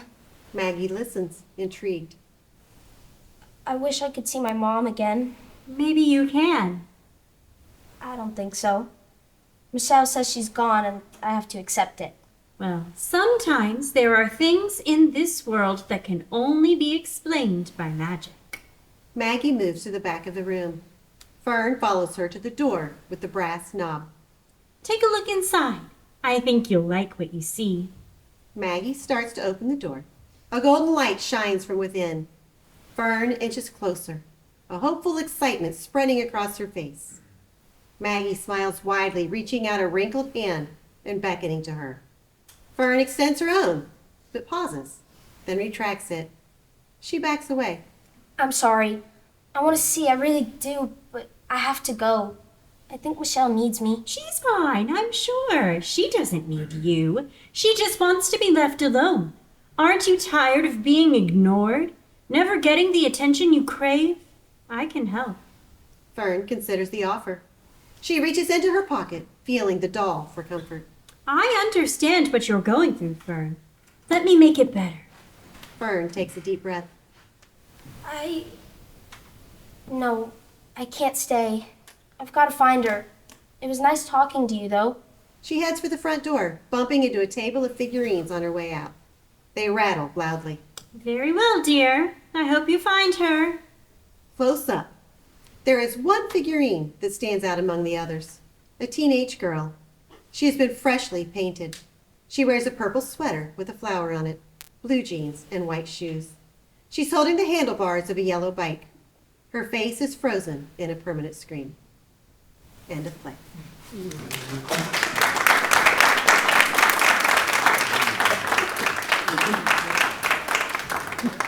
If Ian and Hannah would come on now, I know Amy couldn't make it tonight, but come on down to the bright lights. Let's hear it for Ian and Amy and Hannah.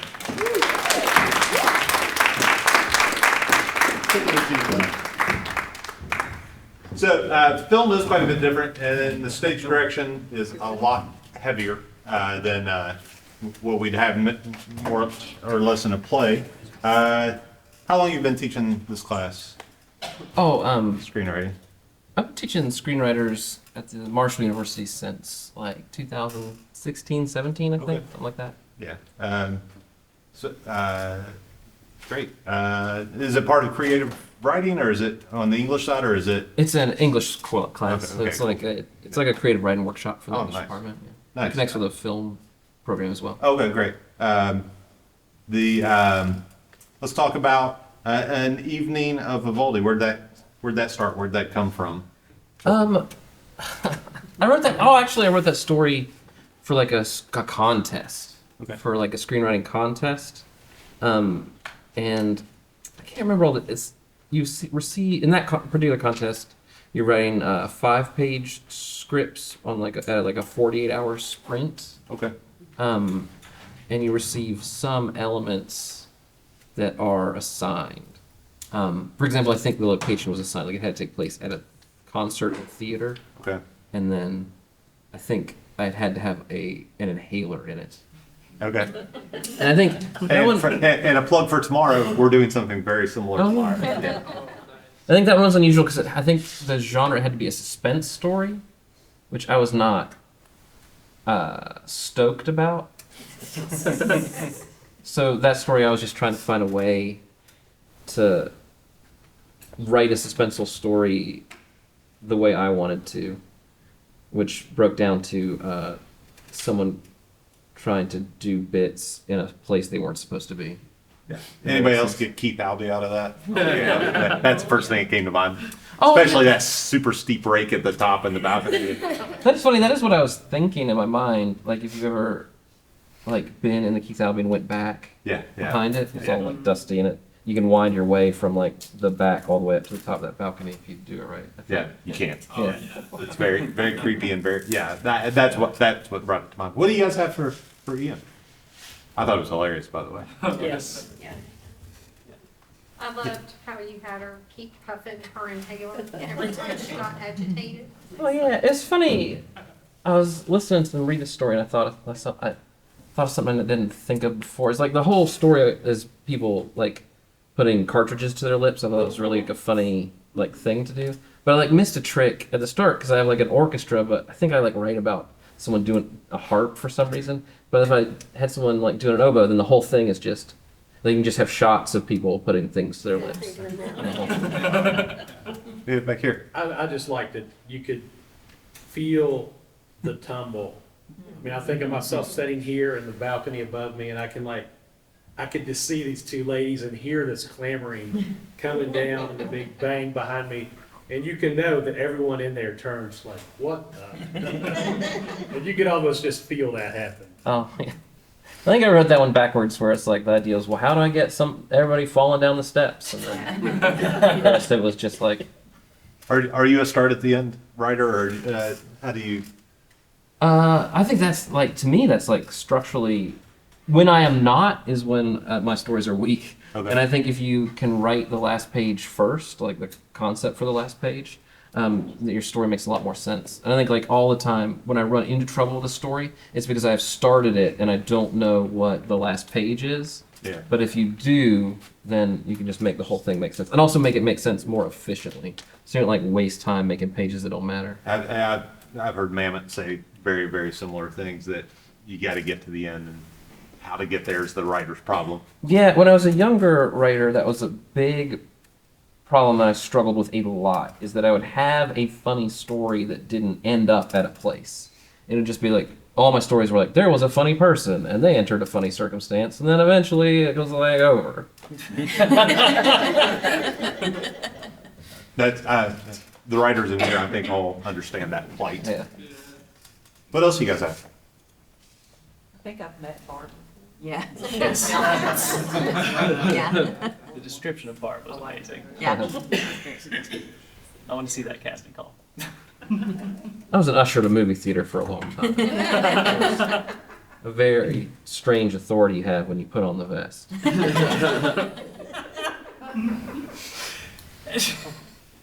I just found it interesting that, she flies in, Stacy flies in late. He's disappointed in her. She's apologizing all over herself, and then immediately says, "Wait, I'll be back." Oh, I was thinking about that too when you guys were reading. And so I was like, why is the first act of this so messy? Like, there's so much back and forth. I was like, the whole thing is about her trying to get into the theater, but like, why do I start it with her in the theater and then leave? It's like so like coming and going. I was like, it should start outside. Like, that's where it should start. And then Yeah, but she has to leave the ticket. yeah, well, I can figure all that out. The story's about going in, so like starting it in, I thought was like anticlimactic. I felt like she didn't want to be in there at first. And then once she was stuck outside, it was like her desire to get back in there. Like she's willing to do anything. She's sneaking indoors and hiding behind dusty crates and everything. Yeah. And I just love how you created that change in her, how we just saw her just change so like that. Yeah. She just wanted to get one up on Bard. I mean, it just shows something that makes that character just a little more interesting too. Than if you put it outside, it's just anybody. But just the fact that she's in there, she's like, you know what, I'm gonna go back outside. Like suddenly that's just a really just a really quick, efficient way to give like an interesting shape to a character. Emma. I love how I think like going off of what Sheila said, how it's like, oh, she doesn't want to be here, but then she goes back and we have the conflict with Barb, and I love how like Bugs Bunny and Elmer Fudd that is. How like because she doesn't want to be there. You know what? She could just go home. She'd be like, oh well, I can't get back in, and it's like the person you painted who is like, I'm not letting Barb have one over on me, is so delightful. And I don't think it's too much. Like you said, oh, she walks in, she walks out. I have like, not to write your script, but I had like 5 other little bits I wanted to add to that of like just painting this character of the hot mess. I do want to rewrite your script. No. the thing that kept coming to mind for me was the bait pen being like the lifesaver that keeps not being in her hand. Like she keeps wanting to get it. And, Rick. Yeah, Barb Stacy is obviously the big conflict, but there's a lot of implied conflict between Bill and her. She doesn't want to get back in to see Vivaldi. She wants to get in because she knows her husband's going to be pissed at her again. She's done so many times, she's so late. And you kind of just touch on that, but then it gets dissolved. You could take that whole, you could make this longer by having to flesh out the relationship between why does she always disappointing her husband? Why does he say, well, you're finally here? Why did they drive there separately? There's all kinds of you just don't know. Yeah, and I like not knowing. I think that's a regular relationship, right? Like it's. I think that's an interesting statement because in my mind, like your characters have to have a thing they want, and what she wants is to not be a disappointment. So that's why she does the things that she does in the screenplay. But you're right. I think that's maybe a thing that existed in my mind but didn't make it into that first act the way it needed to. Such a nice premise too, to think of, like I'm going to get back in here to do this thing that I don't want to do at all costs. Yeah. Like, you know, like. Well, and what is great about this, we're talking about this, it's a 5-minute film maybe? Yeah, it's like 5 pages. Yeah. If that's I appreciate the tackle a lot. I love that stuff. And the description of it too, like just sort of flying like a missile. Now we have a stunt cast now also. There are a few things with more comedic value than like the employee with no stakes at all, but that is just so into it. And I love that Barb. Like, if the more Barb looks like, you know, like Rent-A-Cop is you know, like comes to my head. Like, the more Barb looks like the usher that just shouldn't care, but for some reason really does. Well, she has asthma. She risks her life. Like, I think it's funny that she leaves her post to just follow Barb.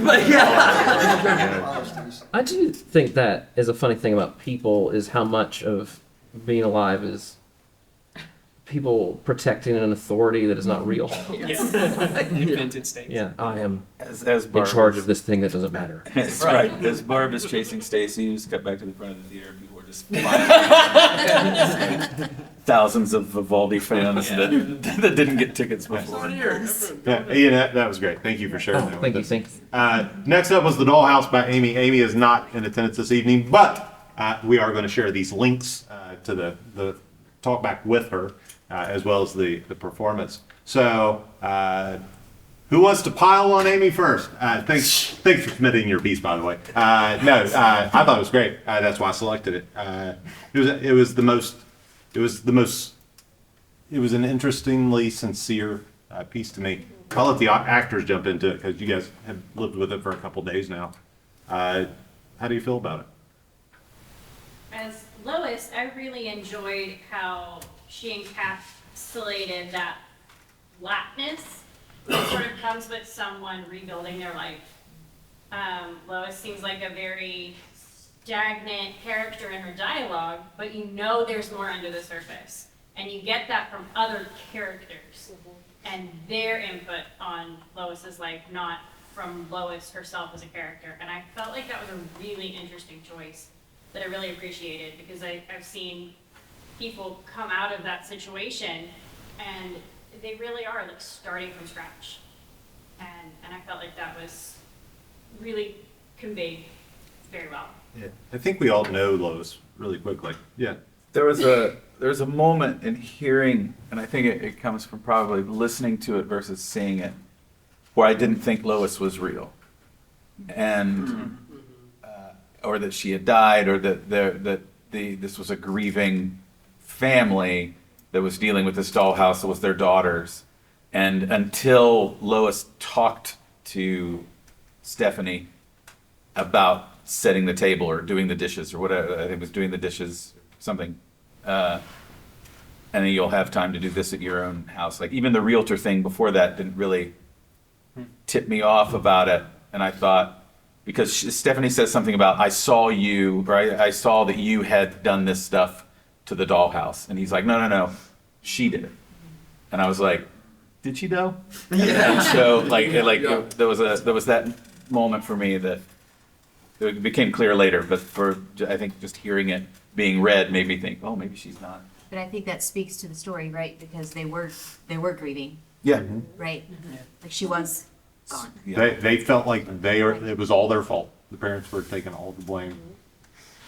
Yeah. One of the things we talked about when we did the practice and having a real tiny part, I could watch the other actors, is that most every parent wants their kids to be successful. Not all, but most. And when they do turn to this drug addiction, the parents always say, what did I do wrong? And one of the things they say is you got to get that person back to where things were good, and then see if you not make that turn to the left. So I thought the dad and the mom were, especially the dad, was trying to just get her back to where she was safe and secure, and then hope as she moved forward, she would not make the turn to the left, but make the turn to the right, by making the apartment just be what her dollhouse was like with Winnie the Pooh. Yeah, as someone who's dabbled with production design, it's fascinating the things that he was doing and that you would have to incorporate into the actual shooting of the film, like building a dollhouse-looking apartment. Yes. I don't know who has the budget for that. We certainly don't have the budget for that. But there are filmmakers that do have those budgets, and that is super cool when you can see that kind of thing. Build an apartment-looking dollhouse.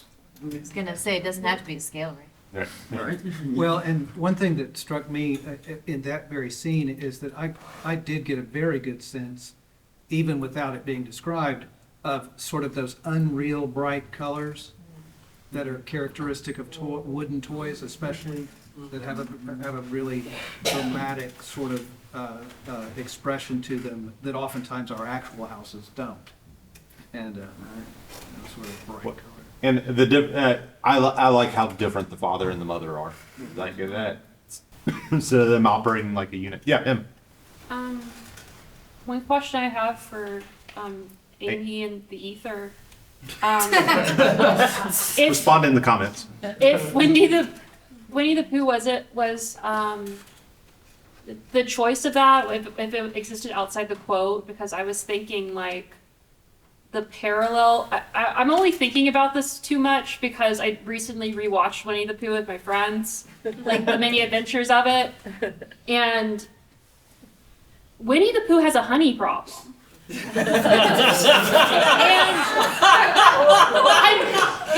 I'm so sorry. But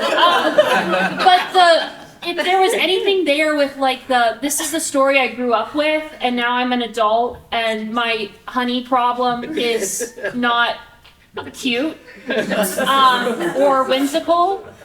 But Well, the parents do make the comment about overindulging her. Yeah, that is That's pretty yes.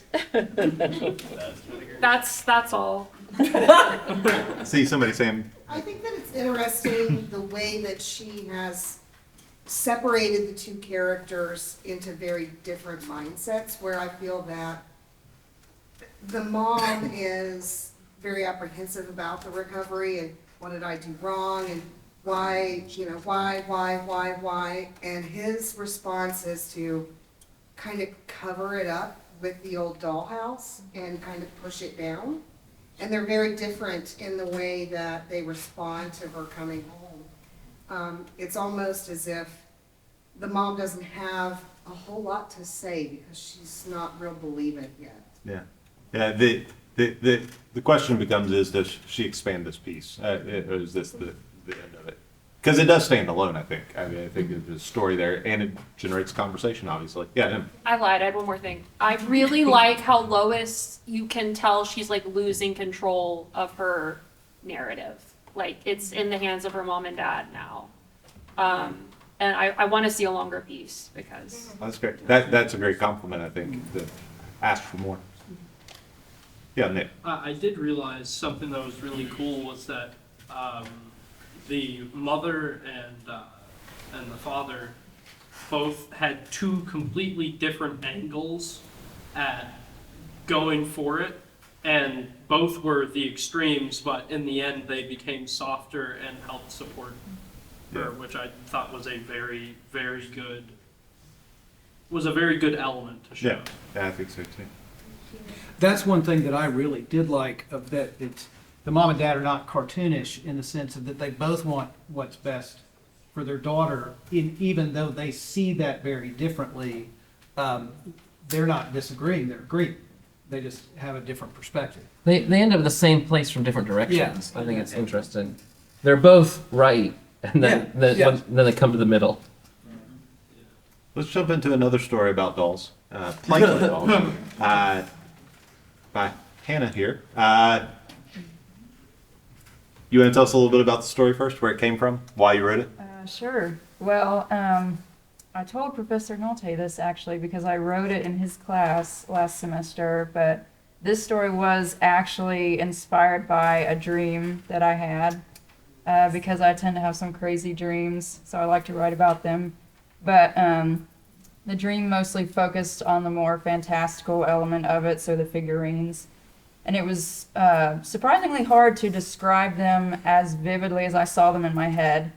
But I added in the part with Michelle and Fern because I really wanted the heart of the story to be the two sisters and their relationship with each other and just kind of how they're different and how they both deal with this tragic loss differently. So kind of a random inspiration, but yeah.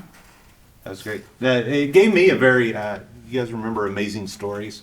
Yeah. It gave me that That's vibe. Twilight. Because it wasn't strictly a horror story. There's it's creepiness, but to me there's an underlying hope as there that I think was really cool. Yeah, Chris. Is it implicit that the mom, because we don't know how she passed, is it implicit maybe she's one of the dolls? I wondered that myself. Yeah. I mean, you know, You never that makes me think. Right, I don't right. know, but that's Yeah. a good suggestion, maybe. Yeah. The mom's a doll, and the one thing she wanted that was in the room was her daughter to be close to her, so she's a doll now too. Oh, wow. That was like screaming in my head. Sorry. You know, when I first started reading it, as a costumer, I thought, well, we're going to be very specific with the costumes Yeah. for this first character. This is, you know, a little over the top. And then it got to the end, I was like, oh, I get it now.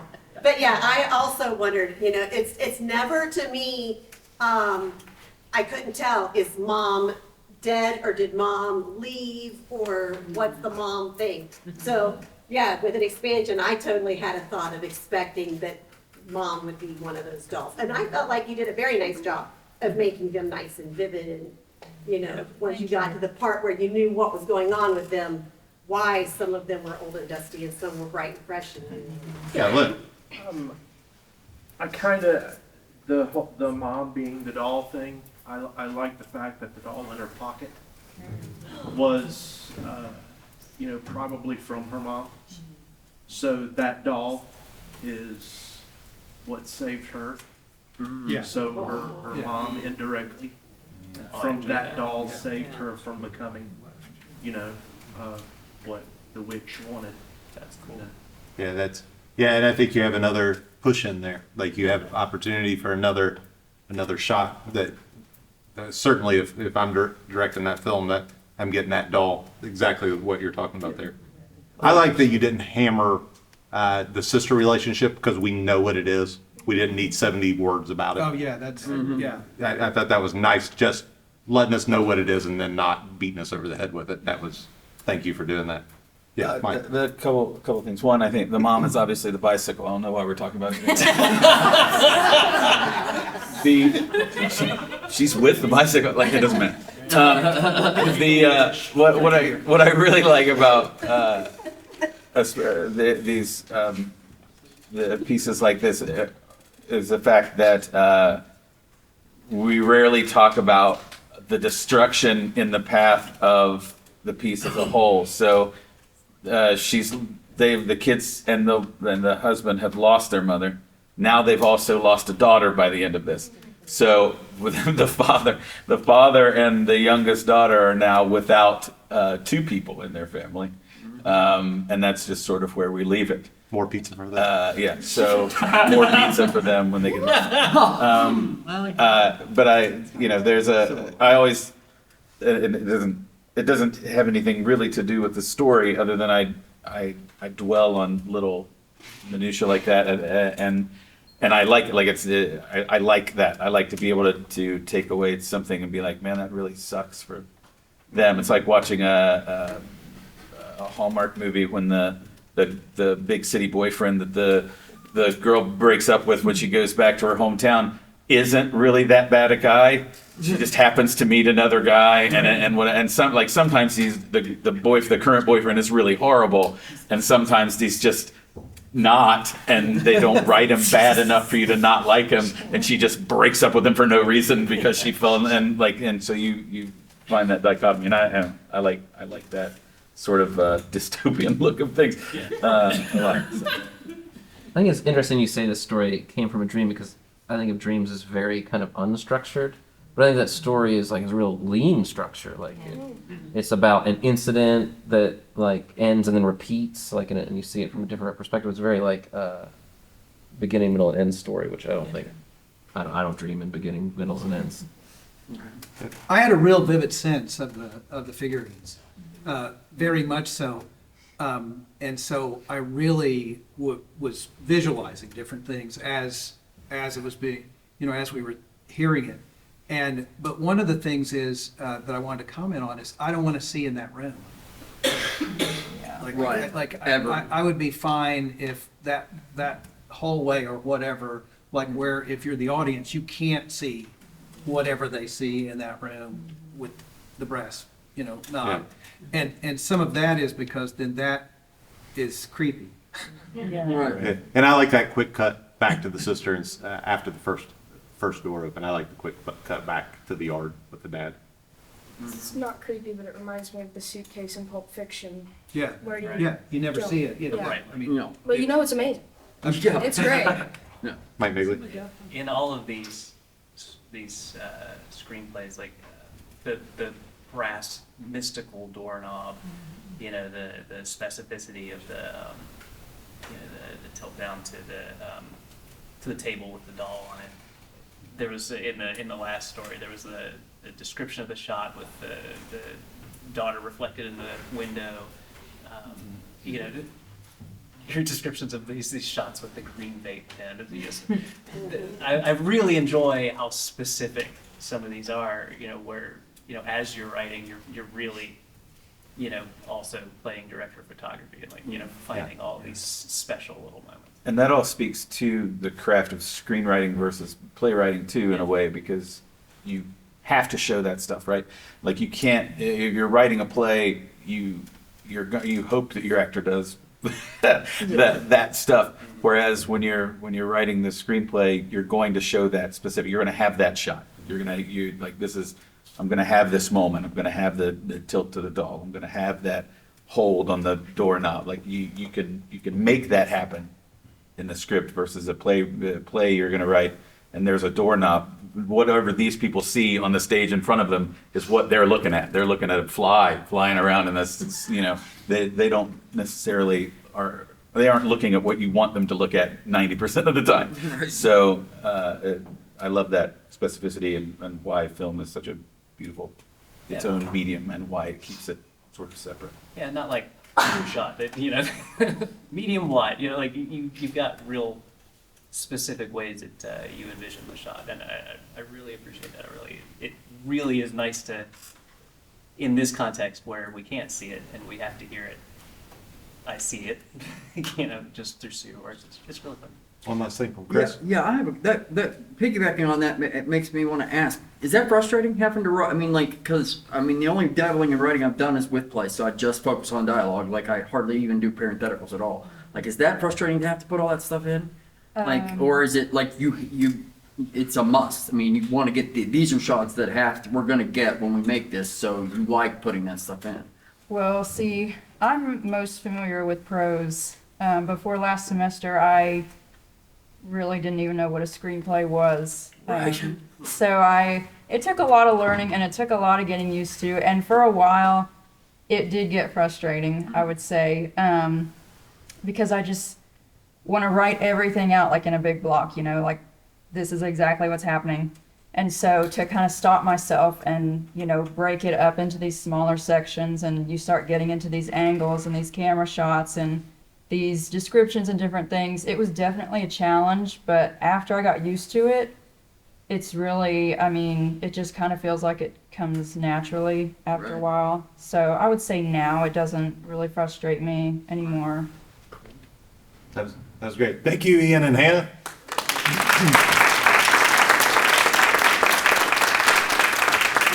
We are going to take about 10 minutes, get set for the next block, and feel free to grab concessions across the way, merchandise over there, season passes if you don't have them yet. Bathrooms down the hall, and we're going to get set for the next block. Welcome back to the second half of our evening's program. Next up, we have another short film written by Jasmine Waite. It is called Right Back to You.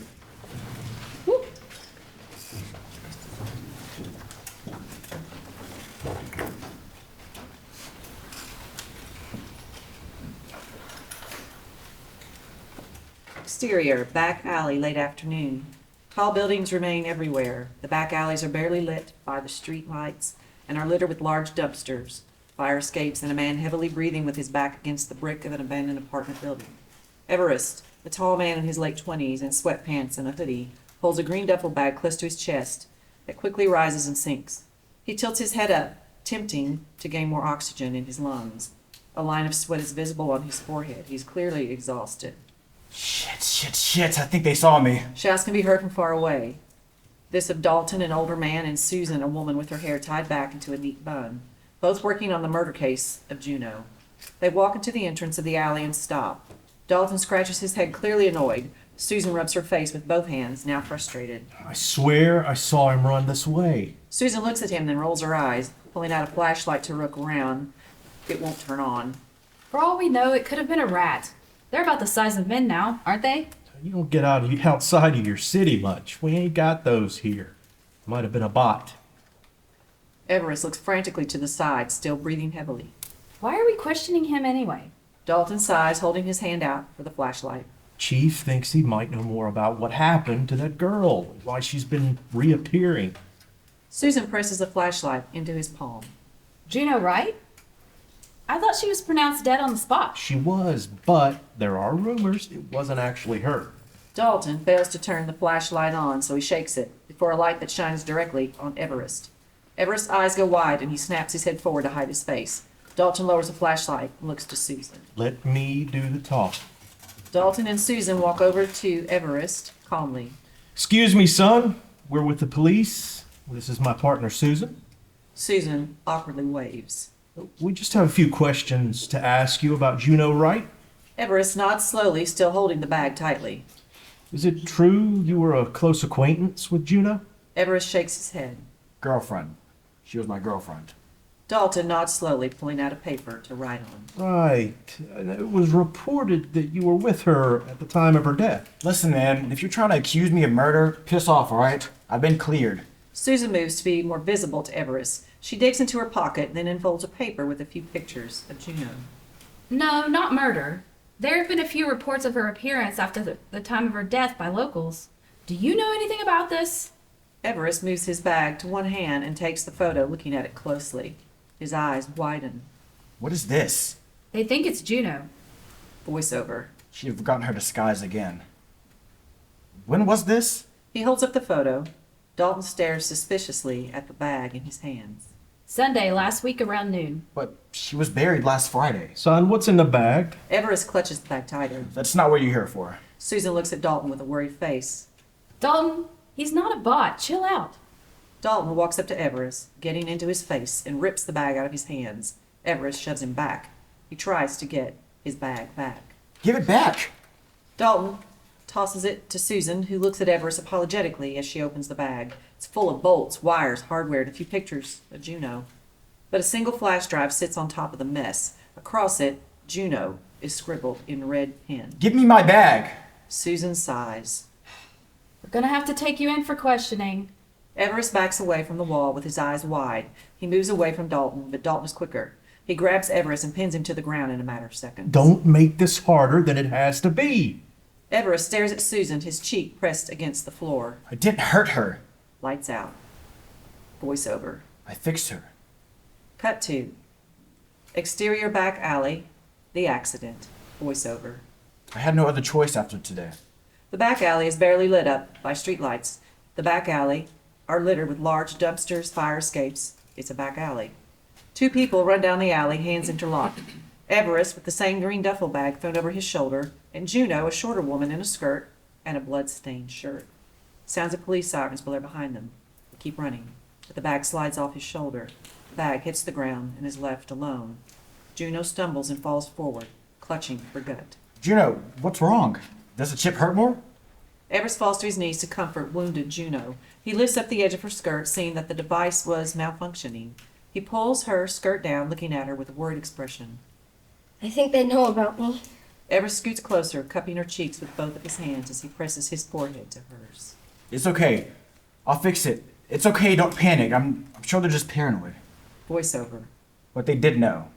Juno could only reappear so many times before they would eventually figure out. He presses her hand to his lips, trying to comfort her. He looks behind him as the shouting continues, then back to Juno, whose head slumps forward. He catches her by the shoulders, allowing her to catch her breath against him. She breathes roughly. I can fix it. I just need the chip. Everest looks frantically around for the flash drive. Just hold on. He helps her lay on her side. Everest stands up quickly, rushing to the bag. He snatches it in a panic as the sirens only get louder. He rushes back to Juno. He rips open the bag, grabbing the flash drive, then runs toward Juno. He holds the flash drive in front of her face to show her. Juno makes a confused face. You can't use that. It's your last one. She covers his hand that holds the flash drive with her own. I can get another one. Everest goes to move her shirt. What if they don't have another? Everest helps her sit up and shakes his head, displeased with her words. Then I'll find another one. Shouts become louder. We've got you cornered. Come out with your hands up. First, please. Just let me fix this. Moves her shirt away from her stomach as he pops the top off of the flash drive with his spare hand. Juno falls forward, her forehead against his shoulder again. Her breathing is slowing down. I just don't want you to make another mistake. Everest shakes his head. It's not a mistake. It's never been. Please just think for a second. He presses the flash drive to the box on the wound.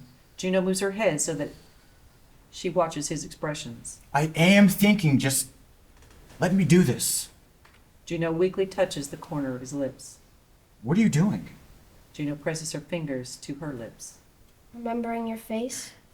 Everest shakes his head. Don't say stuff like that. It's working. Look. Juno laughs weakly, moving her face closer to his neck. Just in case it doesn't work. It will work. The flash drive glows green in between them. It has to. I love you. Juno weakly wraps her hands around him, bringing him closer to her. Don't say it like it's the last time. You'll see me. Please say it for me. I'll say it when you come back to me. I'll be waiting. Red and blue lights flash, covering the whole alleyway in its color.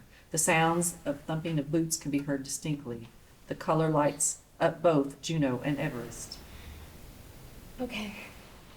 I'll be right back. Everest nods. You'll be right back as if nothing happened. The flash drive glows done, and Juno's body goes limp. Everest takes the flash drive, shoving it in his pocket. Get down on the ground. Everest gently rests Juno's unresponsive body down and lays down on the ground as the police storm in. She's injured. Please help her. The cop presses his body to the ground as he watches two people carry Juno off. Cut to interior main room, apartment, late evening. It's an industrial apartment, adorned in both feminine and masculine decorations. Flower pillows on the couch, a large dark-colored rug, and pictures of Juno and Everest. Everest walks on screen holding a frozen bag of veggies to his bruised eyes. You're gonna laugh at this. He digs in his pocket for the flash drive. He pulls it up from his pocket and holds it up. Aren't you? He walks out of shot. Cut to interior room, apartment, late evening. It's a dark room barely lit up by the city lights outside. The room glows a soft blue color. A single table remains in the center of the room. Juno replacement lays across it, her eyes closed and arms to her side as if she were being stored at the morgue. Everest walks on screen, still holding the flash drive. He walks up to the second Juno, moving her hair out of her face and tucking it behind her ear. He presses the flash drive into the back of her neck. It should be more comfortable here than where I put it last time. It lights up red. He stands next to her for a few moments. He holds her hand. I'm right here when you're ready. He stares forward into nothingness, as there is no response. He slides down to sit on his butt. Come on. Seconds pass and still no reaction. Everest stands up. He clutches his face in anguish, as if he's about to scream or sob. He runs his hands through his hair and turns to face the window, facing the city. Wake up, Juno. He turns back toward the table, his face distressed. Stop playing with me, Juno. Wake up. His hands are on his head. Wake up, Juno. He slides down to the floor again, his hands over his mouth as if he's trying to trap his screams. He looks down at the floor, drained. Juno opens her eyes, confused. She sits up looking around the room for something. Juno scoots to the edge of the table, allowing her legs to fall over the edge as she lands on her feet. She wobbles a bit, still not used to the reboot. She moves slightly robotic, but slowly becomes more human. I don't have enough time to find a new ship. Please wake up. Juno leans forward, noticing Everest at her side, now a crying mess. She cocks her head to the side, confused. She looks around the room at the wires, then back to him. Juno bends down, cupping Everest's cheeks in her hands. He flinches at her touch and then realizes it's her. Juno? He pulls her into a tight hug. Juno looks off at the audience, her head jerking slightly. Lights off. I said I'd be right back. Fade to black.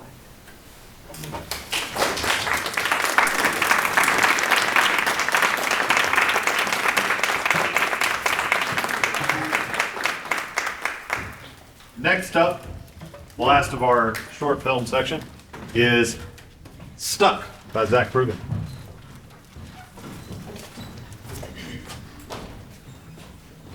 Farmer.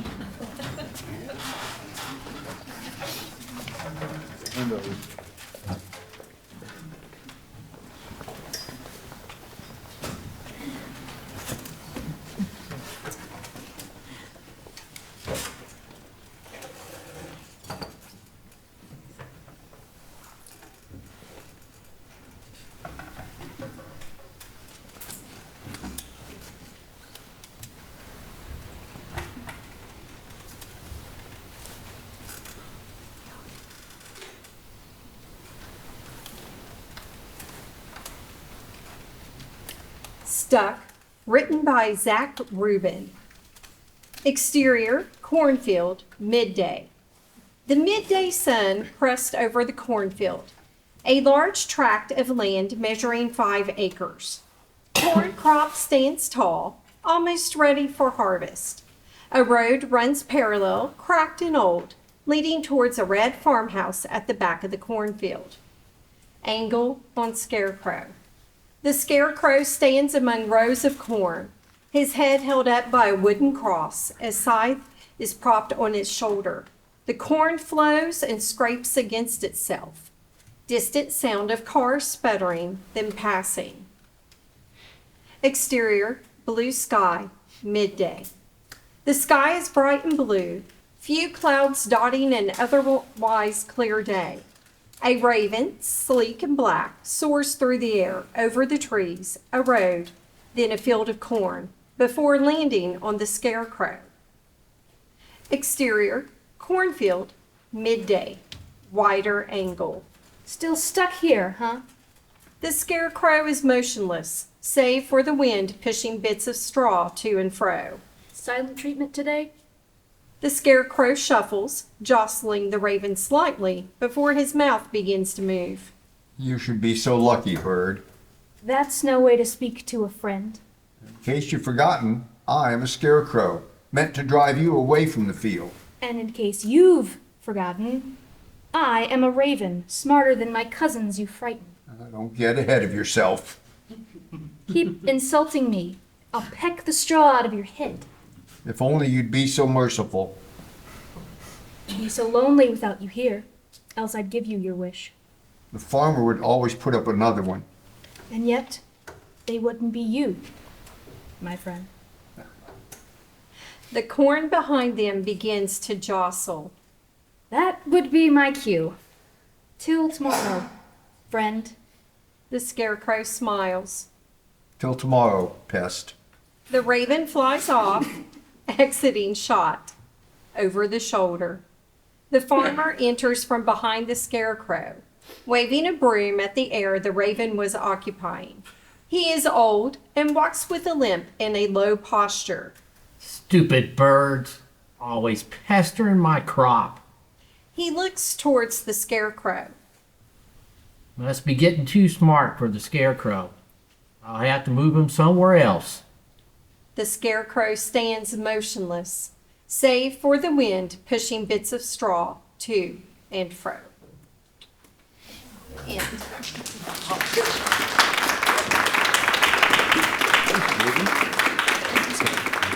Zach, go on. Zach, come on down. Jasmine here. Come on down. Just This is Zach, everybody. Well, we'll start with Jasmine's piece. I'll be right back to you. She sent it. I don't think it's in the stage direction, but when she submitted it, it said, "I hope you enjoyed this cyberpunk romance." I think is what it said. I loved it. I mean, that's one of the reasons we selected it. It's an interesting take on a story, and to me, I wish there was more. That's where I'll start. It felt like a start of a story to me. It didn't necessarily feel like a complete story. I wanted to hear more. What do you guys have to? Yeah. It was giving such. I want to see this in Love, Death, and Robots on Netflix. yes. Because it was so wonderful in that we didn't need. It's like I have questions, but I don't need those answered. It's a story. It's pretend. It's made up. But I love the exact detail that Everest had.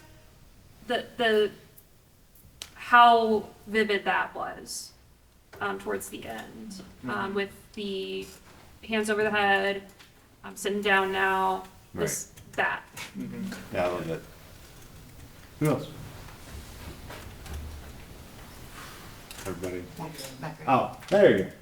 Everest, go ahead. I think I can speak for like probably all of the cast when I can say that we were a little confused during the first rehearsal reading it, like about the bot thing. Stephen had the idea, I was like thinking about it too, of it being kind of like a clone, but I just wish there was maybe like a little more backstory to that and why the cops were after them and stuff like that. Yeah. What's the new show where people upload themselves? I think you mentioned it earlier, Mike Nagley. Altered Carbon. Altered Carbon's an older one. There's Upload on Amazon. Yeah, there's that device is kind of going around now, so I think it's cool that she jumped on that.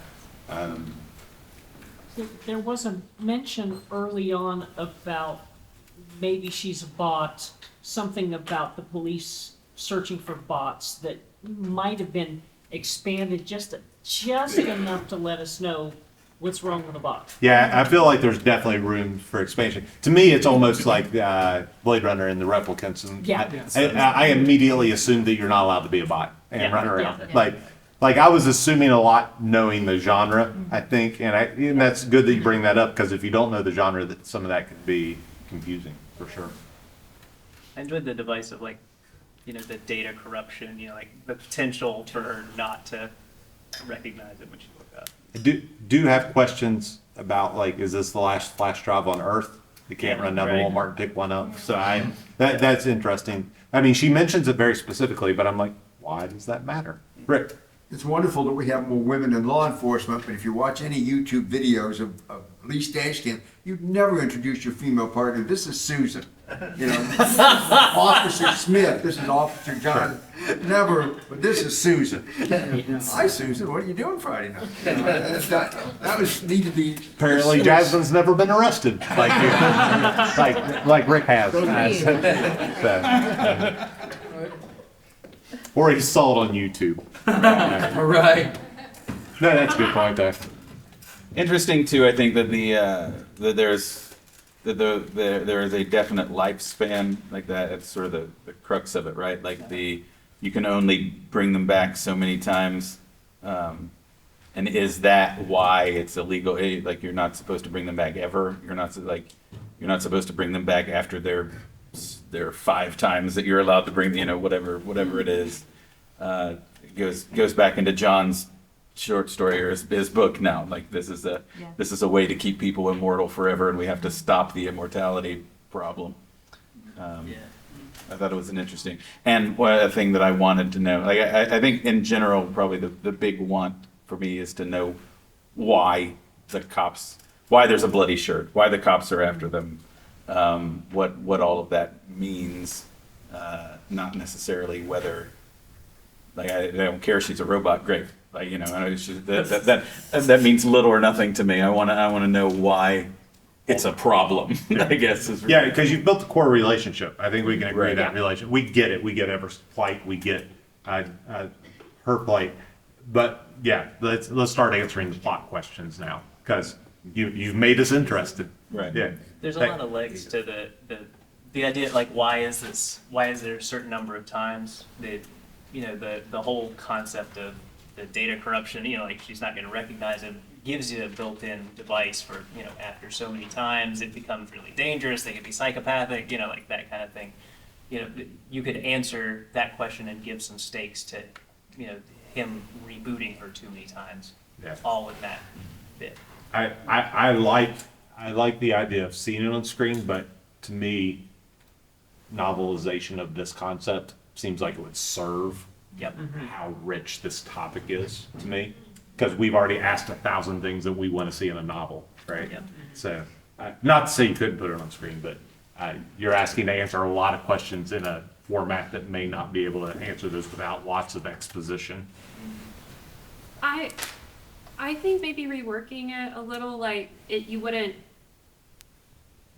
I think it works as it is, just in the world, as long as you focus on the stories between them. And I'm directly comparing it to Love, Death, and Robots, because so many of those stories, you're thrown into a very rich world, but that's, you know, it's, you don't get answers, and it's like, what answers do we need? Sure. Really? Well, and again, thinking about it, what elements can you bring out visually that are not going to necessarily be regular descriptive? Yeah, I think there's a lot to leaving plenty of questions. I think you just don't want to frustrate your audience, or you know, there's a balance between those two things. Leaving things open-ended and unanswered is perfectly great, but you don't want them to be confused or upset or whatever. Right? Or to not know the stakes because they don't know that context. Well, and immediately I'm thinking, let's talk about Dalton and Susan. Like, we don't get a lot of them. Obviously, it's in this format, it's not their story, but I want to know about them. Like, what's the hunt about? And I think there's some opportunity to expand those characters as well. I think it's great. I think it's a great basis for a story. I liked how Dalton was more concerned about the bot than Susan was. And she kept like trying to almost brush him off, like, it's not a bot, you know, just like get over it. Right. And I was like, ooh, there's a story there. Yeah, which could also serve to answer, like, why is it a problem? Yeah, right? his tragic past. Yeah, Jasmine's definitely set up a lot of stories that we want answers to. I think that's wonderful. Let's jump into Zach's pieces. Zach, everybody. Zach submitted a couple pieces, and they were both great. However, this one is so dense in two and a half pages. Is that what it was? It is so dense in that short amount of time. I loved it. And so you want to talk about where it started?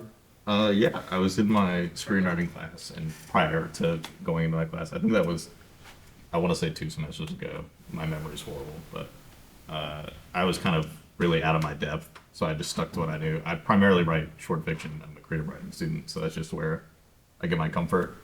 So when I set out to start writing screenplay, I just stuck to what I knew with short dialogue, heavy focus-centric pieces, and very, not like high fantasy, but more like a whimsical, normal reality, if that makes sense. Oh, yeah. You're talking to the right group for that. Yeah. So, yeah, it was great. That Scarecrow character, I love everything about that Scarecrow. That's why I chose it. Scarecrow character is wonderful. I went on like a I want to say like a 2-month binge of just everything I was writing had something to do with the Scarecrow. I just got stuck on it. I was like, I have to have a Scarecrow, and so I'm like, I don't know why. It was just... Well, and the twist of it's not a crow, it's a raven. Yeah. Like, I think that was smart. What do you guys have? Yeah, I thought, hey Zach. And I thought you should have more Raven Crow jokes. Because that's just fertile ground for, like, doesn't have to be exactly the same joke. Or something that the scarecrow, you know, is burdened about, you know, that it's a raven. Bird. Just eats it. What else? What else do you have?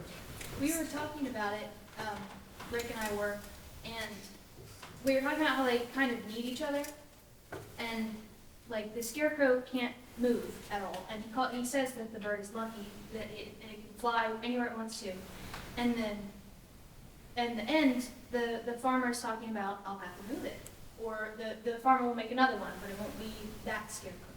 Like we were trying to figure out the goal and like the point, and I think since the raven comes around so often and the farmer's getting tired of it, so he moves the scarecrow, I think that's beneficial for the scarecrow. And so no matter how much they jab at each other, or if the scarecrow tries to not like the raven, or any birds that come by, that's what the raven's trying to do, is trying to help the scarecrow.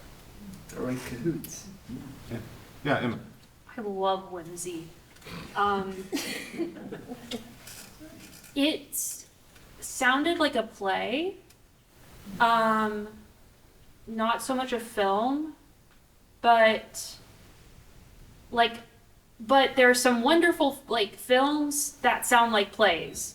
So it could very easily be like a very cool film that I would devour. Like Asteroid City is like a lot of Wes Anderson stuff. It's like I think it's like built like a play.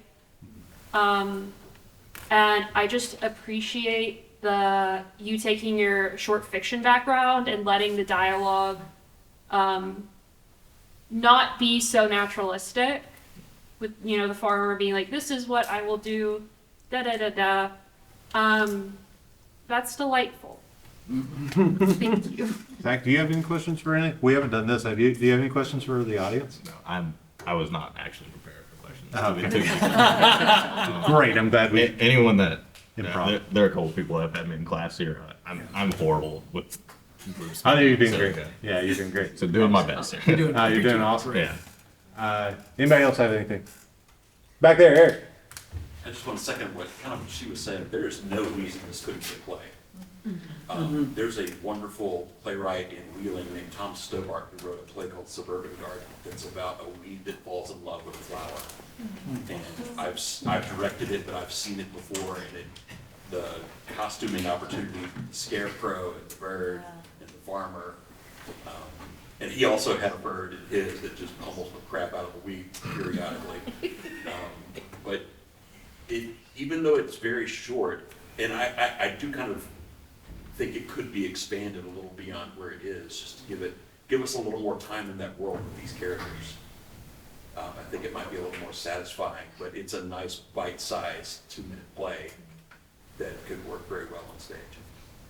I love the title, being stuck. The scarecrow can see one direction, he can't move, and if it's not for his best friend, the raven, the farmer would never move him to another location to see some other part of the world. They need each other, but I just thought it was really cool that he gets the farmer riled up. I'm gonna just have to move him somewhere else, and the scarecrows make him a little smile. I think you did a nice job. You wrote 2.5 pages or whatever it is, and we've had 10 minutes discussion about it. So. Yeah. I actually have a funny story about titles. I hate titles in every way, shape, and form. I don't know if you noticed by the fact that none of them have names at all. I hate it. I don't know why. I just have like a very oppositional stance against naming something, if that makes sense. Like I did my capstone, I think last semester, and the title was literally just a black bar, like a redacted bar, because I couldn't think of anything. So I was like, there we go. That's what it is. That's just fun tidbit about that. Thank you, Jasmine and Zach. You can run away. Next up, David's been a long-time friend of ours. I think David's been submitting stuff to us since we were at Arts. Is that true? I've just made that up if it's not true. But you guys did the 72-hour film? Oh yeah, we used to do some 72-hour. Did you do some of that with us? 72 hours? Maybe. Yeah. So we've known David a bunch, or for a while, and we actually got him on stage with us in 2021. Got to play a guy who did a lot of practical and hilarious humping on stage. That was quite funny for those that missed Red Noses. Next up, we have a television pilot. It runs 35, 40 minutes. It's called Myself in 5 Years. So if cast Myself in 5 Years, come on down.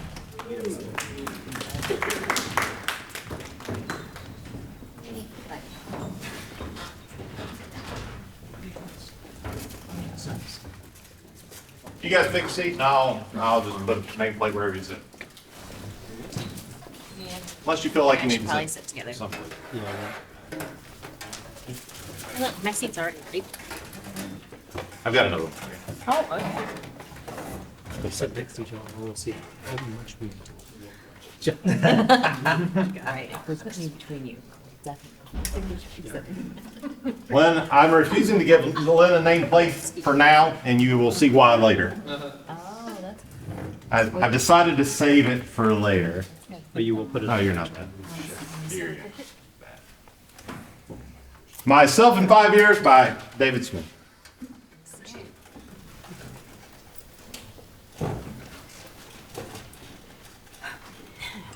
Alan Murphy and Kristen Thomas, both 24, sit close together on a ratty brown futon, watching TV with the lights off. They like each other, but are both hypervigilant of not crossing any boundaries too soon. Kristen wears an orange romper with yellow buttons and very straight long hair. Alan's in khakis and a wrinkled gray dress shirt with a tag still attached to the left cuff. He also has a Band-Aid around his right index finger. An empty pizza box is on the coffee table in front of them, and a 19-inch monitor on an end table serving as a makeshift entertainment stand plays a YouTube video about the backstage turmoil during the production of the early 2000s Playhouse Disney show Out of the Box. Alan rallies the courage to grab the remote and press pause. Sorry, I just... You like me, right? Kristen considers how to answer. Oh, sorry. No, yes, I like you. I wouldn't be here if I didn't like you. Okay. So, like, if I were to, like, put my arm around you... Turning and leaning into him. That would be nice. Okay. Alan puts his arm around her. She laughs. He laughs too, embarrassed, and resumes the video. Cut to later. Kristen yawns. Oh, I'm sorry. I didn't realize it was this long. Oh, no, it's not the video. I had a long day. It's okay. And that interview that was rescheduled is going to be early tomorrow morning. I hope this doesn't sound weird, but this couch folds out into a bed if you wanted to crash here. Yeah? Yeah, but if that makes you feel too... Kristen stretches out and nuzzles her head against him. That would be nice. Okay. I'll be right back. Alan gets up and flips the light on as he leaves the room. Kristen rubs her eyes and stands and looks around Alan's mostly empty living room. An unframed, heavily creased poster of the solar system is thumbtacked to a wall above the couch. A crooked bookcase stands against the wall cat corner from her. She approaches it and scans its contents. Encyclopedias, science journals, and recipe collections. On top is a shadow box commemorating participation in the White House Science Fair, and a photo of 14-year-old Alan explaining his data to Barack Obama. Alan returns carrying a comforter, pillow, and sheets. I don't know if you have stuff to sleep in, but I have some old sweatpants and t-shirts. I think I'll be all right. Are you ready for bed now? Moving closer to him. I think so. If you want, you can actually sleep in my bed. The futon is surprisingly comfortable, but my bed's probably comfier. Well, I do want to be as comfy as I can be. Of course. Follow me. Alan leads Kristen out into the small hallway he came from and into interior Alan's bedroom. Continuous. It's a mess. Pile of clothes and stacks of paper everywhere. Sorry it's like this. You're fine. He leads her to the disheveled twin bed in the corner. I get back to sleep super easy, so if you need anything, don't hesitate. He hugs her. She leans in to kiss him, but he doesn't notice and moves his head the other way. Good night. Good night. Alan leaves and shuts the door behind him. Interior Alan's living room moments later. Alan finishes converting the couch into a bed, lays on it, and pulls the comforter over himself. He looks towards his bedroom and smiles, then has a concerning thought. Night gives way to morning. He doesn't move. Interior Alan's kitchen, morning. Alan cooks French toast and scrambled eggs. Kristen walks in. Hey, Hey, good morning. I'm so sorry. I have to run. Oh, This smells great. I have some Tupperware. I can. It's okay. Thanks for letting me crash. Of course. They hug awkwardly. She leaves. Alan thinks a moment, then switches off the burners. Interior Alan's front hallway, seconds later. Kristen is about to walk out when Alan runs up. Wait, Kristen. She turns around. Sorry, I know this is weird, but I feel like I'll regret it if I don't. Last night, did you want to sleep with me? Like, in the same bed? Kristen struggles to find a polite answer that isn't awkward. Oh, God. I'm sorry. No, it's okay. Her phone chimes. She looks at it. I really have to go. Of course. I'm sorry. Thanks again for everything. Yeah, you too. Talk to you later. She leaves. He stares sadly at the door. Cut to outer space. Chiron, 1 week earlier. Our view of the stars shifts, making it easier to discern we're looking through a telescope. Alan? Interior equatorial room, night, continuous. Alan looks up from the telescope, hits his head on its finder scope, and falls. Kristen rushes over and helps him. I'm so sorry. Are you okay? No, yeah, I'm a... He's stunned, speechless, once he gets a look at her. She's in her more everyday attire now. Bright blue hoodie, plaid button-up, jeans, glasses, and naturally curly hair. He wears an oversized gray polo and khakis. I'm early. That's okay. I just wasn't expecting... I'm a Capricorn. Apparently, we're very punctual. Oh. I don't believe any of that. Oh, okay. But apparently, that's also very Capricorn of me. What are you? I'm... When's your birthday? No, I know. I'm a Pisces. February 28th. Oh, what year? 2000. You were almost a leap year, baby. Well, technically. You're a leapling? A what? A leapling. That's what people born on leap days call themselves. Why do you know so much about leap years? I'm either very curious or I compulsively distract myself with useless trivia. Are you a glass half full or a glass half empty person? Glass half... Don't worry about it. Is now a good time to talk or should I wait? Cut to a few minutes later. Kristen now wears headphones and a lapel mic plugged into a Zoom recorder. She points towards Alan. Can you say and spell your full name? Alan Murphy. ALANMURPHY. And you are an astrophysicist. I guess. That's weird to say. Why is that weird to say? Well, it's new, and I guess I don't think I feel like an astrophysicist should feel. How should an astrophysicist feel? Sorry, is this part of the interview? Depends on the answer. I thought you were just going to ask me about astrology. I will. This will be cut way down. Okay. So, how should an astrophysicist feel? And how do you feel? I guess I just feel kind of like a little kid wearing his dad's suit. Sorry, can you not use that? It sounds just like normal imposter syndrome stuff. I don't feel like a real journalist, but I'm talking with an astrophysicist. I guess. So what do you think of astrology?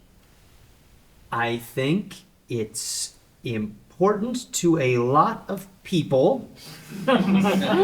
It's been around a long time.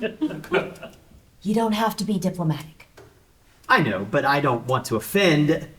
Look, there's no scientific evidence that any of it's valid. There is scientific evidence that most of it's invalid. And I think there's a big extent to where it doesn't hurt anybody, but there's also a big extent to where I think some of the ways it doesn't seem like it's hurting.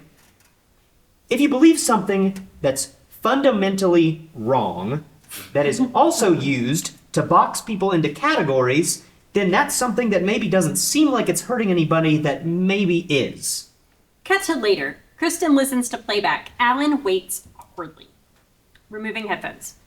That was great. I hope I didn't sound like an asshole. You have the facts to back everything up. I hope it's not a nightmare to edit. I'm sorry, I can't talk in straight lines. At least you talk. Some people it's like pulling teeth to get them to say anything. Well, you're easy to talk to. With. For me. And that's saying something. Well, good. Nice. Yeah. If you ever want to talk more, if you need anything else, when you're editing, just... I'll keep that in mind. What if I wanted to talk more, but not for the show? Yeah. I'd talk with you about anything. She laughs. He does too, though he's nervous and unsure exactly why. She takes her phone out and looks through her calendar. This week is so busy. What about a week from today? You want to get dinner? Yeah. That'd be cool. All right. It was nice meeting you. You too. They look at each other, both caught off guard by the sudden butterflies in their stomachs. So much so that while it's clear to any outside observer there's a spark, neither of them know how to end this interaction in a way that's mutually satisfying and not embarrassing. Do you need help out? I got it. She exaggeratedly mimes tipping a hat. He responds with a fluttery wave. They both laugh. We're done. And she leaves. Once she's gone, Alan convulses ecstatically. A bright pink bubblegum pop song, like Stars Are Blind by Paris Hilton, in a perfect world, overtakes the soundtrack and guides us through a montage. Alan wakes up in his bed and finds on his phone Kristen sent him a Facebook friend request. He quickly accepts. Alan rides a city bus and browses Kristen's Facebook photos. A selfie with a disturbed expression in front of a truck with a front-facing license plate reading, "Daddy's money, but I'm daddy." A group photo with a bunch of hipsters post-screening of The Room with Greg Sestero, an action shot biting into a Halloween Whopper, a full body shot in a swimsuit on the beach, ironically tipping sunglasses. Alan slams his phone down, glances to make sure no one's looking, then picks up his phone and peeks. Kristen wraps up an interview with a strip mall psychic, takes her phone out and sees Alan's requested to follow her on Instagram. She smiles, accepts, and returns to business. Kristen waits in line at Skyline Chili and browses Alan's Instagrid. Shots of the night sky, banners from science conferences, blurry, faraway pictures of public speakers, and badly framed cooking selfies. Alan sits in his cramped, cluttered academic building office, reading an article on his computer. His phone buzzes, a text from Kristen, a link to the National Leaplings Conference in Anthony, Texas. He smiles and types back. Kristen sits in her studio apartment watching Alan's ... blink as she takes a break from editing her podcast. Her home is meticulously organized and decorated with esoteric posters and knickknacks, California Raisins bed set, framed flyer proclaiming Meet Dave Rockets to end DVD November 25th, 2008, unopened Gunther from Friends Funko Pop, etc. Alan finally texts back, "Exciting!" She laughs. Alan sits at home scouring Yelp for best restaurants in Cincinnati, Ohio for date. Kristen walks through a science museum, texting. Alan tries on the dress shirt from the first scene in a fitting room. His phone buzzes. Kristen's sent a picture of a woman in the museum and a message. "I told this lady what you think of astrology, and she said she wants to fight you. Is that okay?" Alan laughs, then wonders if she's serious. Kristen browses the gift shop, then takes her phone out and reads Alan's response. Where and when? Alan considers himself in the fitting room mirror. He doesn't love himself in the shirt, but it might be the best he can do. Kristen texts back, "High noon, gun emoji, cowboy." Smiley face emoji. Kristen brushes her teeth at home in a long Alf t-shirt and types on her phone. Alan lay in bed trying to sleep but too excited. His phone buzzes. Kristen, "How was the duel?" He laughs. Then his face sinks. Kristen spits her toothpaste. Alan, "I kind of forgot." Sweaty face emoji. Alan waits, nervous. Finally, Kristen, "So you forfeited?" Kristen lays in bed reading Alan's answer. Well, to be honest, I didn't want to risk losing and missing our dinner tomorrow. That is, if we're still on. Alan winces. She responds, "Yeah, I guess I'll still get dinner with you even if you are a coward."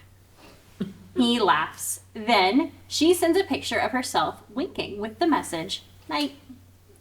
Kristen lays back and cringes. Alan melts. Then thinks. Switches to his camera app and frames a selfie. Hates how he looks though. Returns to texts. Kristen reads Alan's reply. "Good night, see you tomorrow." She sighs, flips her bedside lamp off, and tries to sleep. The next day, Alan sits with a 1,000-yard stare across the table from Danny, a 23-year-old colleague wearing a TARDIS t-shirt beneath a blazer, in the middle of describing something complicated between bites of her burrito bowl. They're in a modern-looking staff lounge, lots of black and steel. The music recedes. So, if that's true, it's exciting, but it's going to be a pain in the ass because it means we have to go back through every piece of research that's used that equation. Realizing Alan's not listening. And you read what they're doing to the moon, right? Yeah, That they're closing it? that sucks. Okay, where the hell are you, Alan? Because it's not here. Sorry. What's going on? I'm just nervous. It's out of our control now. We submitted our research, we just have... No, not the grant. I think I have a date tonight. Shut up! Who? How? The girl, woman, that interview I did last week for the podcast. Oh my god! Do you have a picture of her? He's put off at first that that's her first response. But then he does remember. Taking his phone out. Actually, Alan hands Danny his phone. She reads his and Kristen's most recent texts, including her winking selfie from bed. She's cute. Wait, why didn't you send her a picture back? should I have? I thought maybe I should, but I didn't want to be... She sent you a picture of herself making a "I want to fuck you" face.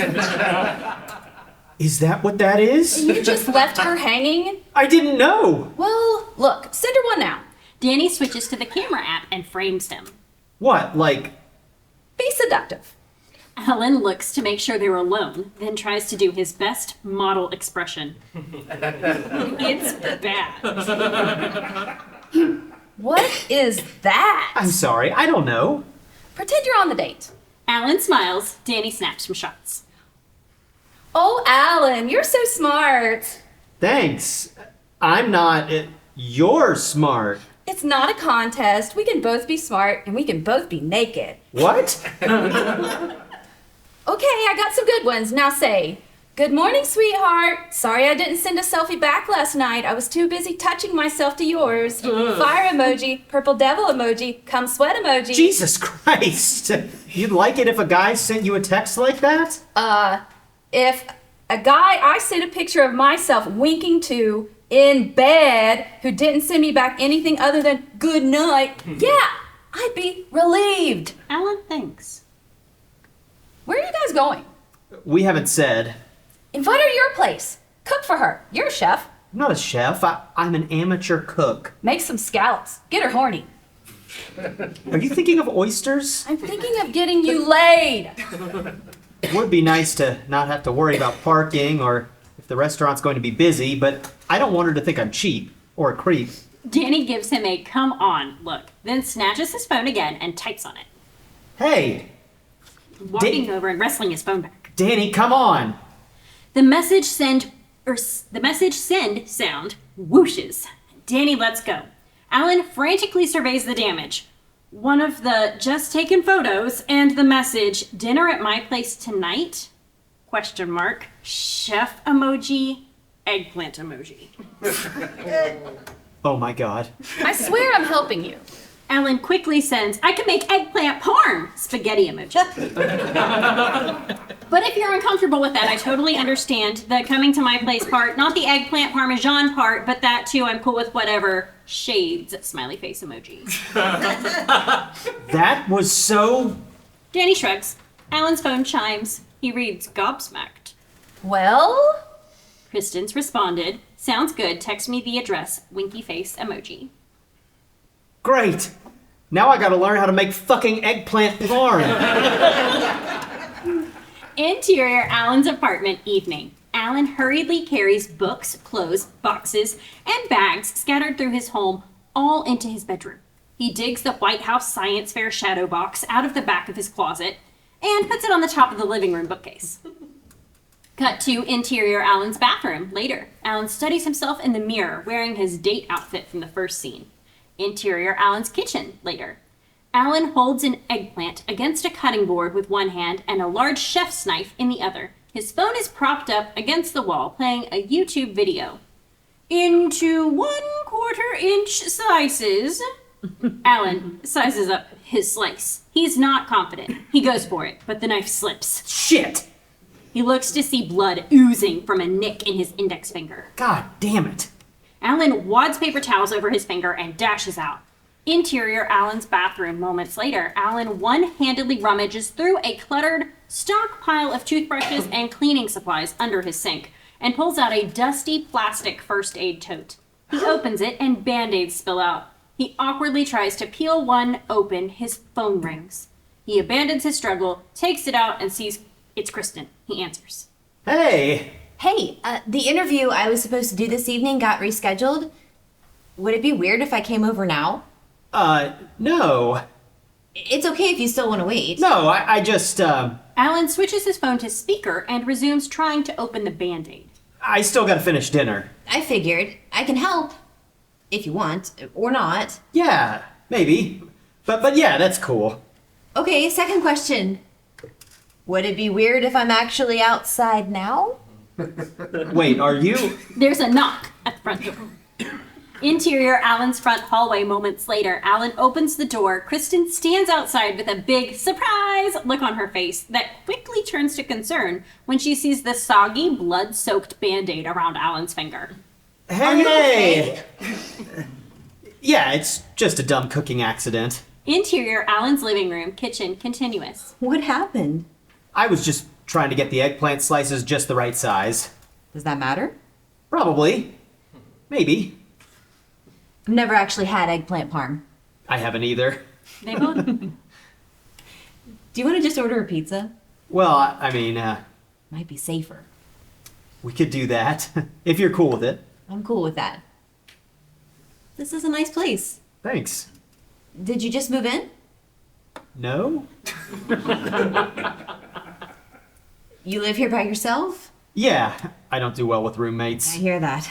Do you have roommates? No, I live by myself, but it's like a box, a studio. Not that there'd be anything wrong with living in a box. Of course not.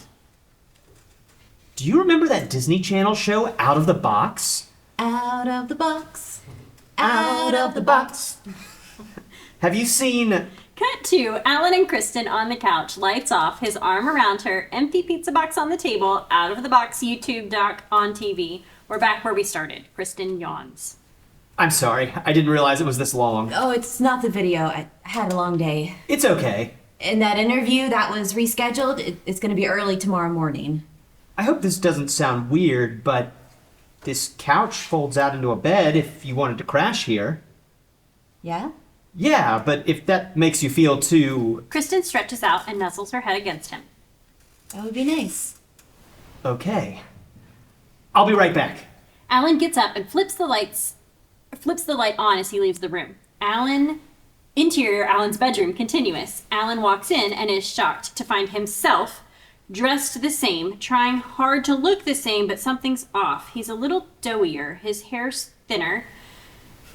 Doppelganger raises his unbandaged finger to his nose to ask for silence, and Alan shrieks. Ah! Interior Alan's living room, same. Kristen is looking at the shadow box when she hears Alan and rushes to the closed bedroom door. What's wrong? Interior Alan's bedroom, same. The older looking Alan grabs Alan and covers his mouth. Nothing. It's just a rat. Interior Alan's front hallway, same. Kristen is disgusted and skeptical. And interior Alan's bedroom. I'll explain what's going on, but you gotta be quiet, okay? Can you do that? Alan nods. Older Alan lets him go. Who are you? Older Alan grabs him and covers his mouth again. You said you'd be quiet. Alan tries to whisper back, but it's muffled. What? Older Alan sighs, frustrated, removes his hand. I figured it was okay to whisper since you are. Oh, yeah, I think so, but keep it low. Are you talking to someone? No, I'm just letting the landlord know. I'm you from the future. Kristen wants to sleep with us in the same bed. They both continue whispering. I thought maybe, but I didn't want. Yeah, well, in this case, not assuming makes an ass out of you and me. So what do I... Should I just... You just hang here. We'll take the futon. Older Alan grabs the pillows and covers and leaves. Wait, what?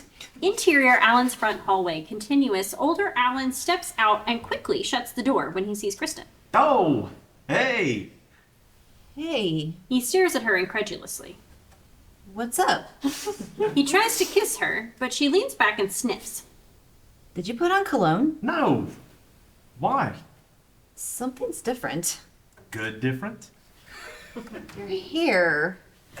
Older Alan covers his head defensively, then tries to pass it off as if he's not sure what she's talking about. What happened to the rat? Oh, I got it. Got him? As humanely as possible. Stepping towards the door. Can I see it? Blocking. I think it would kill the mood. She looks at him a moment, then leans in to kiss him. He can't believe it. It's finally happening. Before their lips touch, she spins him around and opens the door, smashing into Alan, who had his ear to it. Ow! Kristen looks back and forth between the two Alans. What the fuck is this? I came here to get stuff for the futon, and he was in here. He said he's from the future and that you want to sleep with me. He's right. I'm from the future, but only 5 years, so it's not that weird. What do you mean you're from the future? I came back in time? How? I went through a black hole. Prove it. Older Alan thinks, then reaches into his pocket, pulls out a crumpled up receipt, and unfolds it. Ooh, see this? Mountain Dew Ultima. It's a flavor that hasn't come out yet. Banana kiwi. It's terrible. There's no way he could be telling the truth, right? The Mountain Dew comes out with new flavors all the time. But I don't see how banana kiwi could be terrible. Oh, the time travel. Theoretically, it's hard to believe that in only 5 years, though, and that I would be the... We just needed the right motivation. I figured out how to come back in time because I love you. We met a week ago.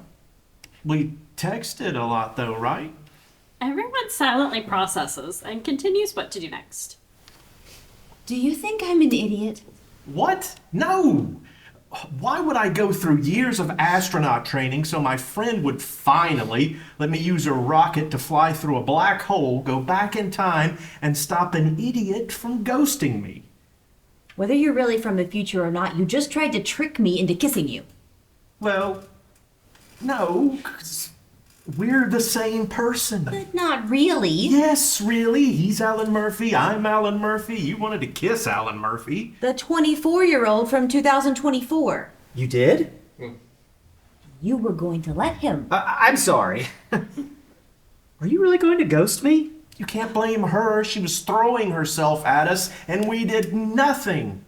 But now I'm back, so...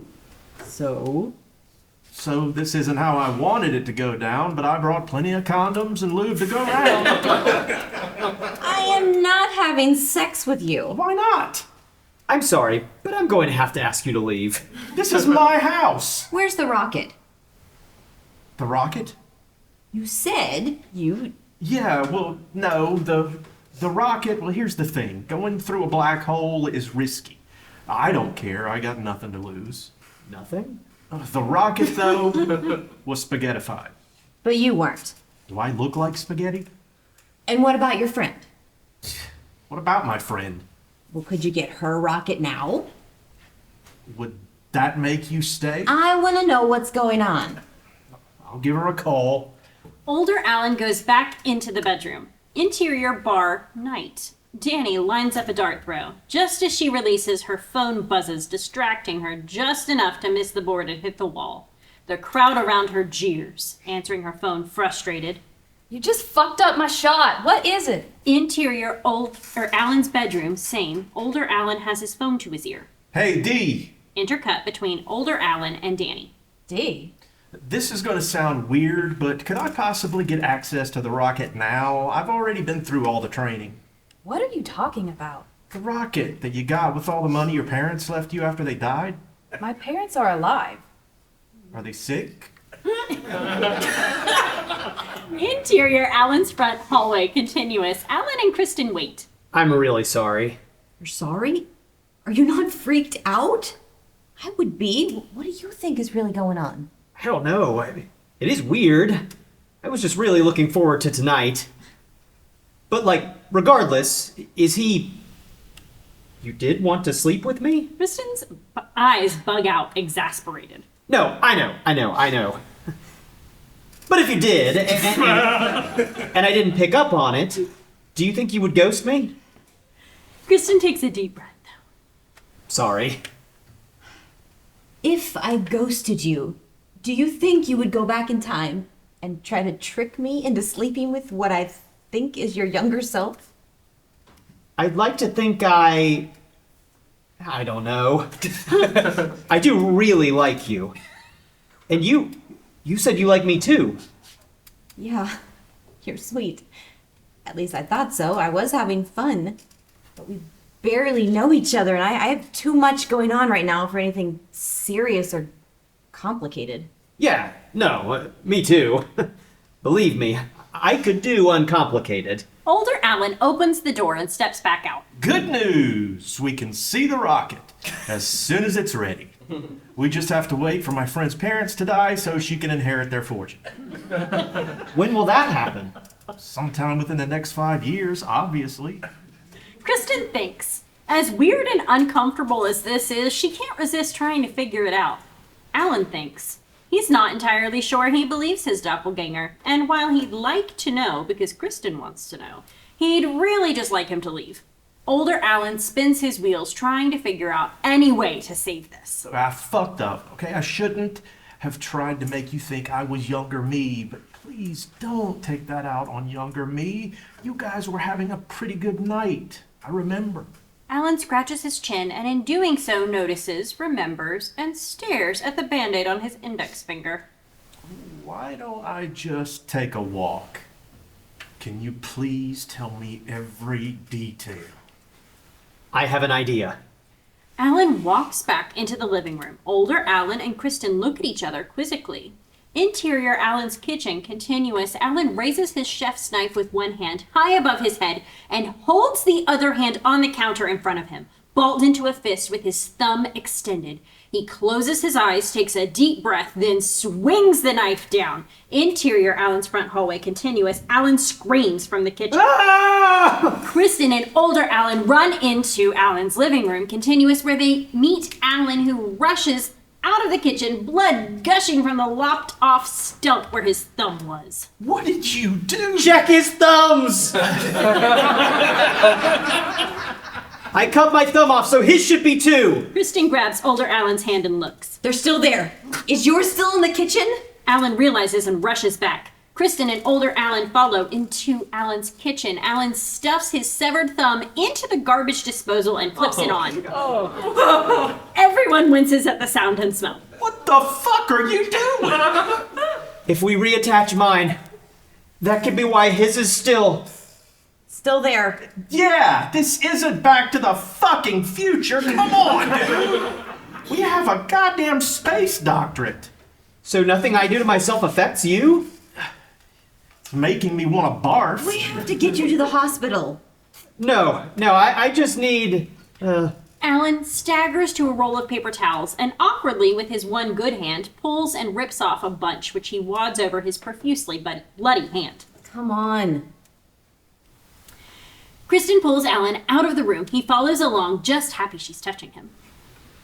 Are you sure? He said... They keep moving. Older Alan hurries to catch up. Interior, Kristen's Ford Taurus moments later. Alan Older Alan sits in the back seat and looks around. Early aughts pop punk plays tinnily through the Bluetooth FM transmitter. Tourist brochures, zines, and DIY band shirts and stickers untouched since polite post-show transactions clutter the light gray seats and floors.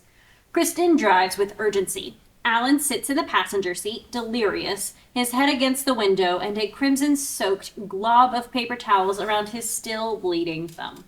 Doing okay? Yeah, I really like this music. Kristen glares at him in the rearview mirror. He looks down sheepishly, honestly not having realized she wasn't talking to him. Interior hospital, Kristen's Taurus moments later. Kristen parks in front of the ER entrance. Can you help him while I park? Totally. Kristen shakes her head, annoyed. She even thought for a moment that that would be a good idea. Puts her flashers, takes out the keys, gets out, and rushes to the passenger side. I can park the car if you want. Kristen ignores older Alan and escorts Alan out of the car and into the hospital. Older Alan follows. Interior emergency room. Seconds later, Alan and Kristen arrive at check-in window. Alan does his best to one-handedly fill out a form attached to a clipboard. Behind the glass, a middle-aged triage nurse is thoroughly engrossed in a paycheck of The Secret. His thumb's cut off. The triage nurse snaps to attention and presses a button to open the door. Kristen pulls Alan over inside. Older Alan hurries to get in too. Interior triage room, continuous. Alan and Kristen sit. Older Alan stands awkwardly. As the triage nurse speaks, she throws Alan's paper towels away, examines his wounds, and cleans them. Do you have the thumb that was cut off? No. I do, technically. We don't. What happened? Both Allens consider how to explain. A cooking accident. Knife slipped. The triage nurse isn't sure she believes that, but she's currently doing two things at once, screening and preparing to inject a needle at the base of Alan's now properly cleaned and bandaged thumb stump. Little shot here, just to numb. She pricks him, then rolls her office chair back to her computer. What's your name? Alan Murphy. Date of birth? February 29th, 2000. Oh, you're a leap year baby. Interior patient room later. Alan lay in bed in a hospital gown. Kristen stands beside him. Older Alan stands at the foot of the bed. Thanks for bringing me here. Of course. I couldn't just leave you. Older Alan looks at her and thinks, could I have fixed things after all? You can leave now, though, and get some sleep. You have your interview in the morning. I can reschedule. I want to make sure you're okay. I've got future me, or whoever you are. Buddy, if she wants to stay, we should let her stay. Alan thinks, then finally, Let's just tell her. He's not really from the future. He's my older brother, Marvin. I don't know what... He has me bring dates over to the apartment, then we switch out so he can... Then why would you cut off your thumb? We didn't expect you to open the door. We had to come up with a time travel story, and then I had to sell it. But now we've been caught, and I lost my thumb. Okay, I still don't really believe you, but... We can talk about it later. Kristen gives him an "are you fucking kidding me" look, shakes her head, and walks away. What the fuck? It was the only way I was going to get her to leave. Even if we wanted her to leave, I sincerely doubt that was the only way. That's what I came up with. Marvin? Marvin Berry. Oh. But, dude, I don't know who you are. You being from the future makes more sense than anything else, but we have no way to prove it, and her job is more important than hanging out here all night. She likes us. Okay. How often does something like that happen? It don't happen in the next 5 years, I can tell you that. Oh, you dumb fucking idiot. You stupid motherfucker. No wonder we can... Alan thinks. They sit in tense silence. You really don't have any way back? Nope. Nothing there for me anyway. Exterior hospital, night. Kristen walks to her car. Before she can get in, Alan runs up. Wait! She looks at him surprised, frustrated, and impatient. He's not my cousin or brother. I don't know who he is, but I still should have stopped him before he went out and tried to kiss you. I'm sorry for all of this. I don't know if he's really from the future, but I do know I really like you. And it's hard for me to believe you could like me too, or even be attracted to me. So I guess it's not that hard for me to believe that if I realized you were, and you did, that I would go to some pretty extreme lengths if I thought it would give me another shot at a chance I thought I missed. Okay. Okay. So, I just needed to tell you that. Okay. So, if you can find some way to prove he's really from the future, let me know, because that would be bonkers. Of course. In the meantime, you say you believe it's possible he is you from the future? Yeah. So it can't be that crazy to believe you're cute, right? What? You're not a ghoul. You're likable, but you need to know you're likable, or you're never gonna realize when someone wants to hook up with you. Wait, so are you? Good luck with everything. And thank you for the very strange night. Alan watches her get into her car, start it, and drive away. Cut to interior patient room, night. Cryon, minutes earlier. Alan lay in the hospital bed. Older Alan stands at the foot of it. Dumb fucking idiot. You stupid motherfucker. No wonder. Alan thinks. They sit in tense silence. So, you really don't have any way back? Nope. Nothing there for me anyway. Older Alan has an idea and runs out of the room. Interior ICU, continuous. Older Alan runs out and hastily examines every door label and sign he finds. Hospital staff and patients are either too tired or busy to be concerned with him.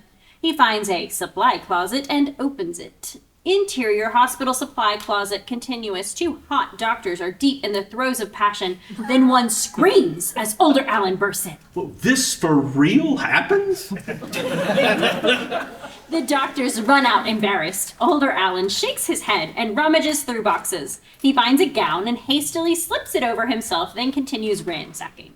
He finds a large surgical knife, takes a deep breath, raises it with one hand, extends the other, pointing his thumb out like his younger self did before, then chops. Oh, Jesus! Shit! Older Alan fishes for bandages with his good hand. Interior ICU, moments later, older Alan, looking a lot more like younger Alan with the hospital gown and bandaged thumb stump, runs out of the supply closet. We follow him through the ER waiting room all the way out to the exterior of the hospital, Kristen's car, where Kristen is about to get in. Wait! She looks up at him, surprised, frustrated, and impatient. He's not my cousin. I don't know who he is, but I still should have stopped him before he... Cut to Cryon, minutes later. You're not a ghoul. You're likable. But you need to know you're likable, or you're never gonna realize when someone wants to hook up with you. Wait, so are you... Good luck with everything. And thank you for the very strange night. Alan watches her get in her car, start it, and drive away. He removes his gown. He's still got his clothes on underneath. Stuffs it into a nearby garbage bin, puts his hands in his pockets, and goes back into the hospital. Interior ER waiting room. Older Alan walks up to the check-in window. Hey, I don't know if it's too late, but we actually do have that guy's thumb. Interior Kristen's apartment, morning. Kristen is crashed on her couch, still in last night's clothes, with an empty sheets bag, app sampler carton, and Mike's hard lemonade tall boy in front of her. A YouTube video about time travel theories playing on her open laptop. Her phone chimes, startling her awake. She looks at it. Shit. She darts up and away. Interior Kristen's Taurus, moments later. Kristen drives again with urgency. Interior office lobby, morning. Kristen waits in a sleek leather chair surrounded by posters for ad campaigns and award plaques. Cassandra, a 42-year-old marketing writer, walks in. Kristen? Hi, Cassandra. Sorry I'm late. Kristen stands. She and Cassandra shake hands, and Cassandra leads her through a hallway filled with more posters and plaques to her office. You're fine. I'm sorry about last night. Oh, it's fine. How's your mom? Interior Cassandra's office. She was faking it again.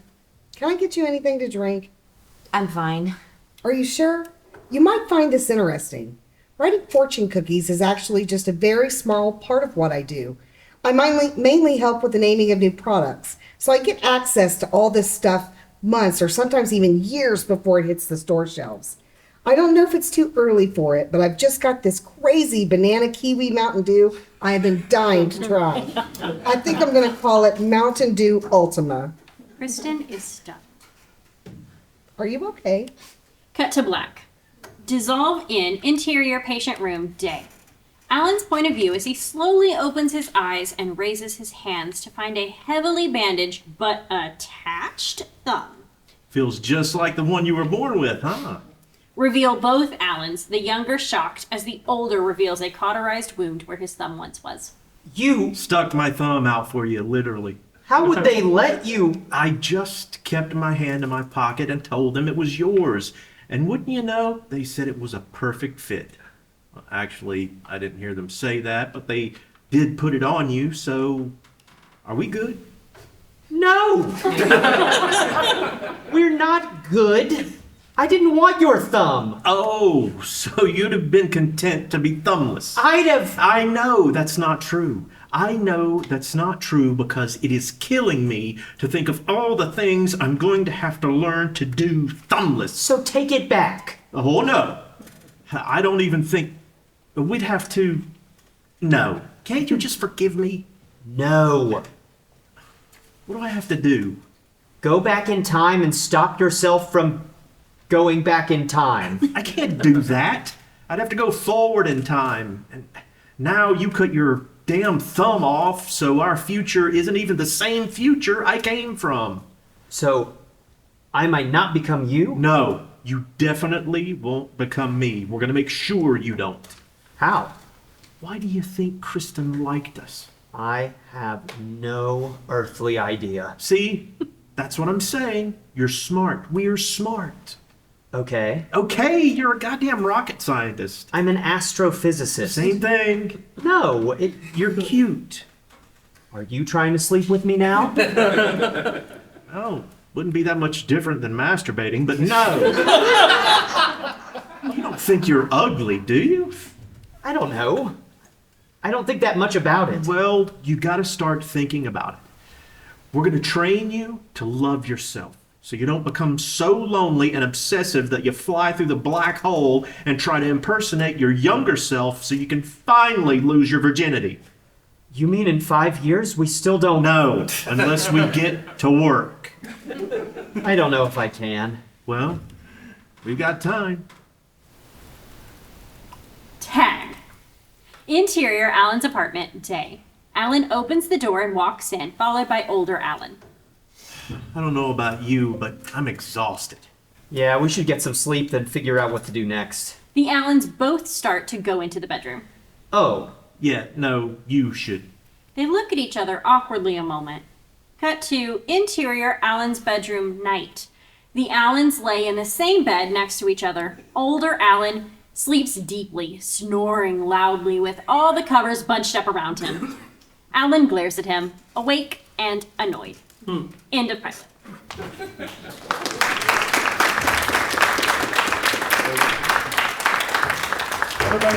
Everybody stay put.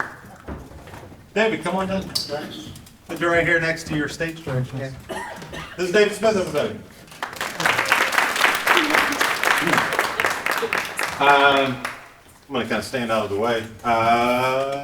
Who wants to start on this? Nobody. Great. Great feedback. I want to ask a question. So what would the plan be to, like, if you were to shoot this, you would need twins or the idea would be to do like have the same actor and have green screen, you know, which is like that's like not have the younger Alan not have hair. Yeah. This is the second one I've read where there was a hair thing involved. So I'm pretty sure this is... with if you could find twins and get or you know like someone who like was that identical, like where you could believe it, like that if that could be done, then like it could be done pretty well independently. But I just think it'd be a great like for an actor like for that role, like to be able to play those two parts. So yeah, that's the big, special effects challenge. How difficult is that to do? I don't have any concept of how hard that would be. To do it well, it's pretty difficult. Like I've got filmmaking buddies who are like, "Oh, you can do it," and I'm like, it's like, to get it to not look awkward. Yeah, it's because you got to get you're shooting the same thing twice, and you get the lighting like just right, and to match it up. So. Probably easier now than it was during Parent Trap. Oh, yeah. Yeah. 1960s. Yeah. I love the twist on the time travel concept. The going back to stop your younger self from doing something stupid. Yeah. It's so much better. Actually, it may be trickier to have the disappearing thumb.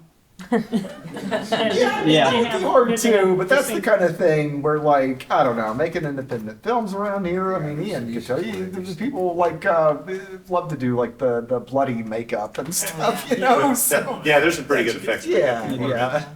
Well, but if you're thinking of this as a long-term series, you gotta hide that thumb. Yeah, One of them.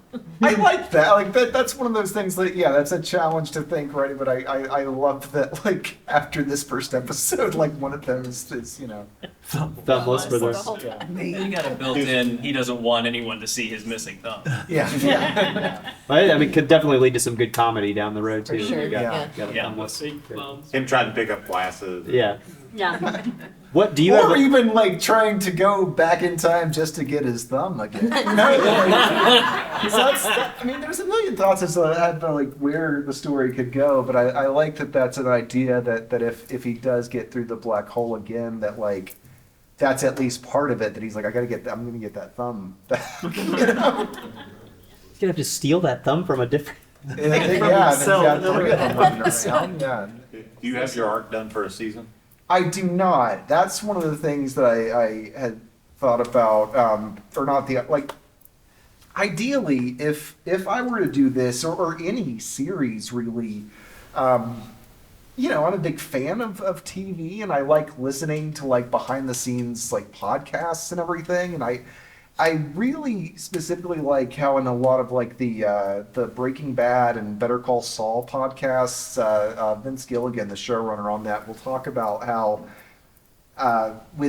in TV, one of the great things is that you're building the story like as it goes along, and it's that collaborative effort of like a writer's room. Like they would on that show like write themselves into corners and just like a group of people come up with it. So that's what. I have ideas for episodes, but I'd like to have like a writer's room or group to like figure out where and so I like having those ideas, but like leaving it kind of open instead of saying like, no, this is the series Bible, it's gonna happen exactly like this, leaving that room open and especially when it comes to like loving TV and how that stuff is developed, like once you get the actors, sometimes like who you think might be a minor character ends up being like, a regular in all the episodes. Yeah. So as you move forward with this, as you're writing more and more, would each episode be a new date? I don't think, at least the way I that's the thought, but I think it would, I think about like what the characters want, Kristen wants to, like, as a journalist, as someone who's just kind of naturally curious, like, wants to find out, like, regardless of whatever feelings they have for each other, wants to know, like, if time travel is true, I want to know, that that's possible. So that's one of the stories that would go forward. But the biggest thing is just this guy has this future version of himself who's here, like, kind of trying to fix his life, but really ruining it. So that's, I think rather than have like another date or something, like it would be just exploring the fallout of this thing happening. And you've got some material there Yeah, on the yeah. fallout, just the fallout. That's one of the things that when I saw Ian was weird, I feel embarrassed because I don't know if you remember, man. We did a read through of a version of this like 10 years ago. Really? It was you and your brother and Michael. Yeah, Michael Valentine. We did a read through of like this. It was called "How Do You Live with Yourself?" At that time. I changed it because then another thing came out with a similar title, but. Yeah, I was just going to ask something. Is that when we started, I thought it was going to be a story about Alan and Kristen. Mm-hmm. But then as it moved along, it really emerged that it could be a story about Alan and Alan. And Kristen, sometimes there, sometimes not, or like her trying to figure out what's going on, is because it struck me as that it would really be funny to have other days. Yeah. It's different, and then Kristen's trying to seriously figure out the time travel thing. Yeah. So that's one of the things, is that it sort of looked like it was going one way, and then I kept thinking about, now Alan and Alan, now that's really funny. That's what I was trying to get. It's like the reason I think this idea has like stuck with me so long is that you've got these people who have these like clear, like Alan just wants to continue seeing this girl that he likes. Older Alan wants to fix things so bad that he went back in time to do it. Kristen wants to figure out, what is this? Why are there two of these guys, So. And the other thing is, I couldn't resist, I can't resist, I think there's a joke where she says glass half full, glass half empty, when they're like that very early part, and that he should say, why would the glass be twice as big as it needs to be? Like something real, like real flash, That's funny. Yeah. And I think you have an interesting opportunity with the arc too, where Alan has to decide not to become older Alan. Yeah, that's a big. It's like that's a big part of this. Is like what is this really what I'm gonna be? Like, can I? How much can I change this? Yeah. Does older Alan need to be concerned that Danny gets the rocket ship? I mean, yeah, I think that's a big part of it too. Like when I wrote that those scenes, like I really liked that Danny character. And I just again it goes back to like things that I like about TV and especially modern TV. How like on shows like Ted Lasso or Atlanta or something, you'll take like a character who like in this pilot is maybe just a minor character. I love it if like there's a whole episode where we just kind of see what goes on with Danny and everything. 2 minutes ago. In an earlier in the draft that I did of this just before this one, I had this whole subplot where Danny is inviting Alan to this game of like D&D, and the two Allens end up going to that, and it was like there's a lot of like funny stuff in that, but the reason plot mechanic wise was at that point Kristen and Danny were roommates, and so once I started kind of fleshing out the Kristen character more, I realized, well, if they're roommates, like she would just interview her about astrophysics and everything, so I had to lose all that D&D stuff, Oh, the D&D would be so fun. I'm imagining like older Alan creating a character in D&D that's just an older version of the character that Alan makes. Yeah. And it's like, and It's like a one-up. You don't have to do this. Yeah. You could be whoever you. Yeah. That was going to be my comment. I wanted more Danny. Yeah, I agree. Yes. Yeah. She seems like such fun chaos to Yeah. wander into any given situation. When you hire me for your writer's room, I want the episode where older Alan continually tries to murder Danny. We were sitting here talking about that. It was like, does older Alan have to go Like, murder Karen? She's like, oh, I think they're getting better, and he's like, are you sure? Just like when I think about like where it could go, like if I'm just like driving, listening to like music and thinking about different places, I feel like that's one of the immediate things, like in the next episode or two, like is exploring that whole stuff that I'm trying to see there in the pilot. So. Dr. Walker has.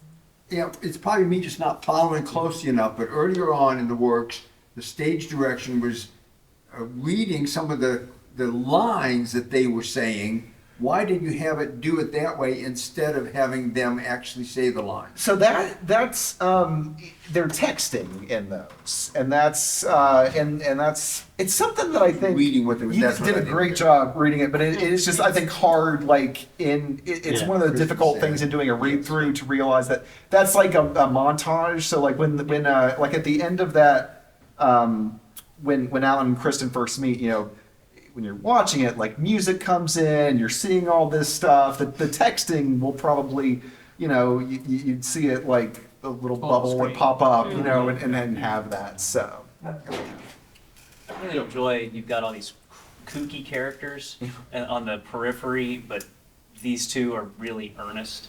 I think that's a really nice juxtaposition, but also something that would drive the whole thing forward. Yeah.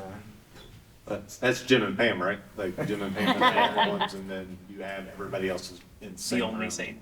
Jill. Serious science fiction nerd here, Okay. so just take this with large grains of salt. Okay. You are going to get comments when this goes live. You are Yeah. going to get comments from the other science fiction nerds in the Yeah, world yeah. who are going to say, "No, that's not the way time travel works." Right. Because there's a bunch of different theories. Yeah. But one of them is there is only one timeline and he's looped back around, which meant your thumb should have immediately disappeared. Right. The other one that says you loop back around and that started a whole new timeline. And every time you do something, you chopped your thumb off, that started yet another new timeline.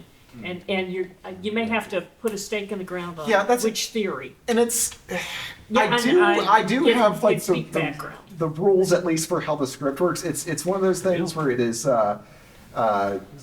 difficult for me to even talk about because it's difficult to talk about time travel rules and logic for anybody. And B, I realized as I was listening to it here too, at least in the some of the dialogue that Alan has, I'm like, oh shit, this is like really me putting my words in here. When he has that line about, oh, I'm sorry, I can't speak in straight lines. I'm like, oh, yep. At the Q&A afterwards, I can't use that. Well, I am using that line now, but I'm like, I use that in every Q&A that I do.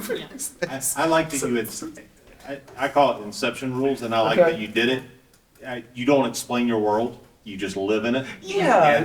I like that. Yeah. I like that you acknowledge the other worlds, the Back to the Future. Right, how it works and other. Yeah. And that could be a fun spin off even with Kristen watching all of the documentaries and the YouTube videos and like, which one are we doing? Yeah, I think time travel in particular, I think there's a lot of things that do it where they're just like, yeah, it's crazy. We're not going to explain the way it works because it's just wild. I will say this, not that it has any, not that it informed it at all, but in trying to research,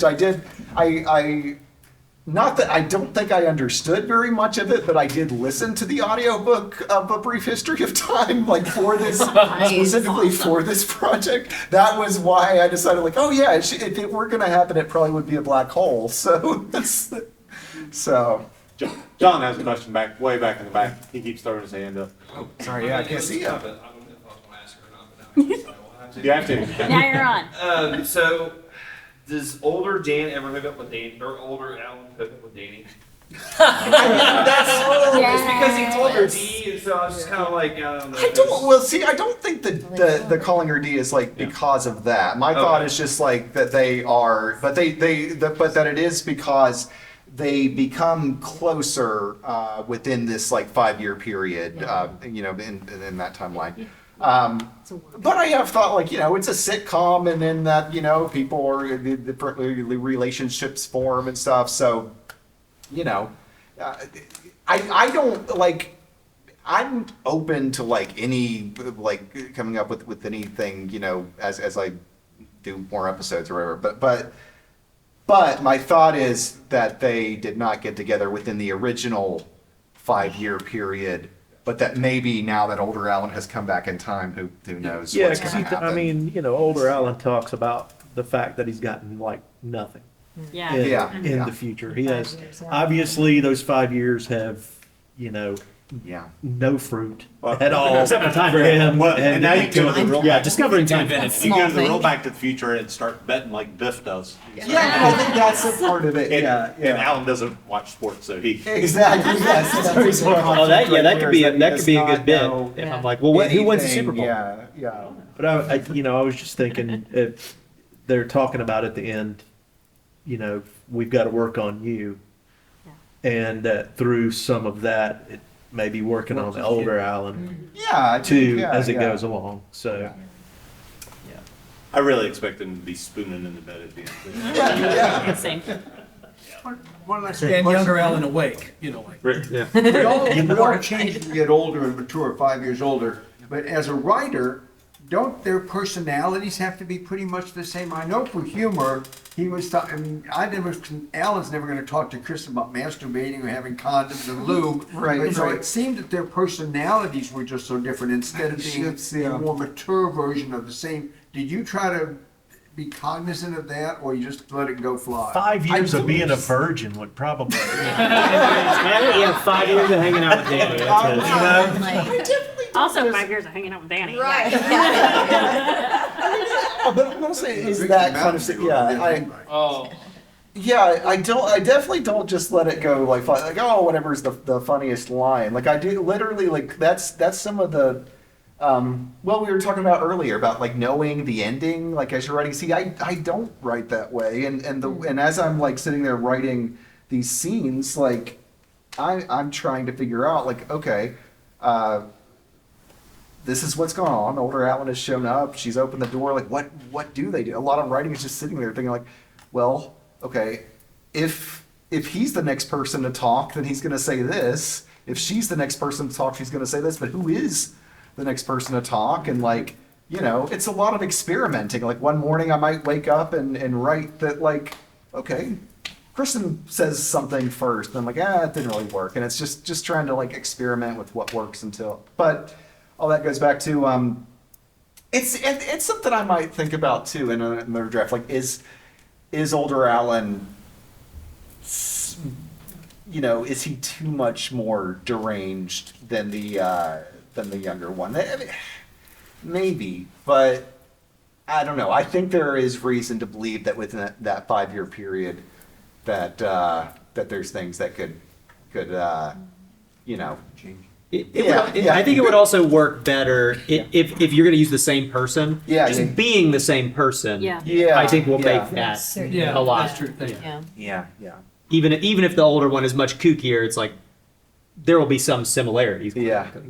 Well, thanks, David, so much for submitting that.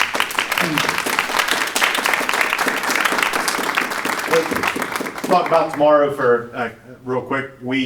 We're going to have a couple plays by our friend Eric, and you can come and learn how to pronounce his last name. It's a big mystery, or how it got pronounced the way it is now, maybe. I don't want to give away too much. We've got a couple short plays by him. They're great. You're going to love it. So be here 2:30 for that. After that, we're going to have an event where you become the writer. Even if you have no writing experience, we're going to give you a limited time prep event. You're going to have about an hour to write a play, and then our cast is going to perform it, and you get to see. And if it's 5 minutes, great. If it's 10 minutes, great. If it's 20 minutes, we're probably not going to do the whole thing. But if you can write 20 minutes of dialogue in an hour, there's a lot of writers want to know how you do it. So thank you guys so much for being here for the second night, and we'll see you tomorrow at 2:30. Have a great evening.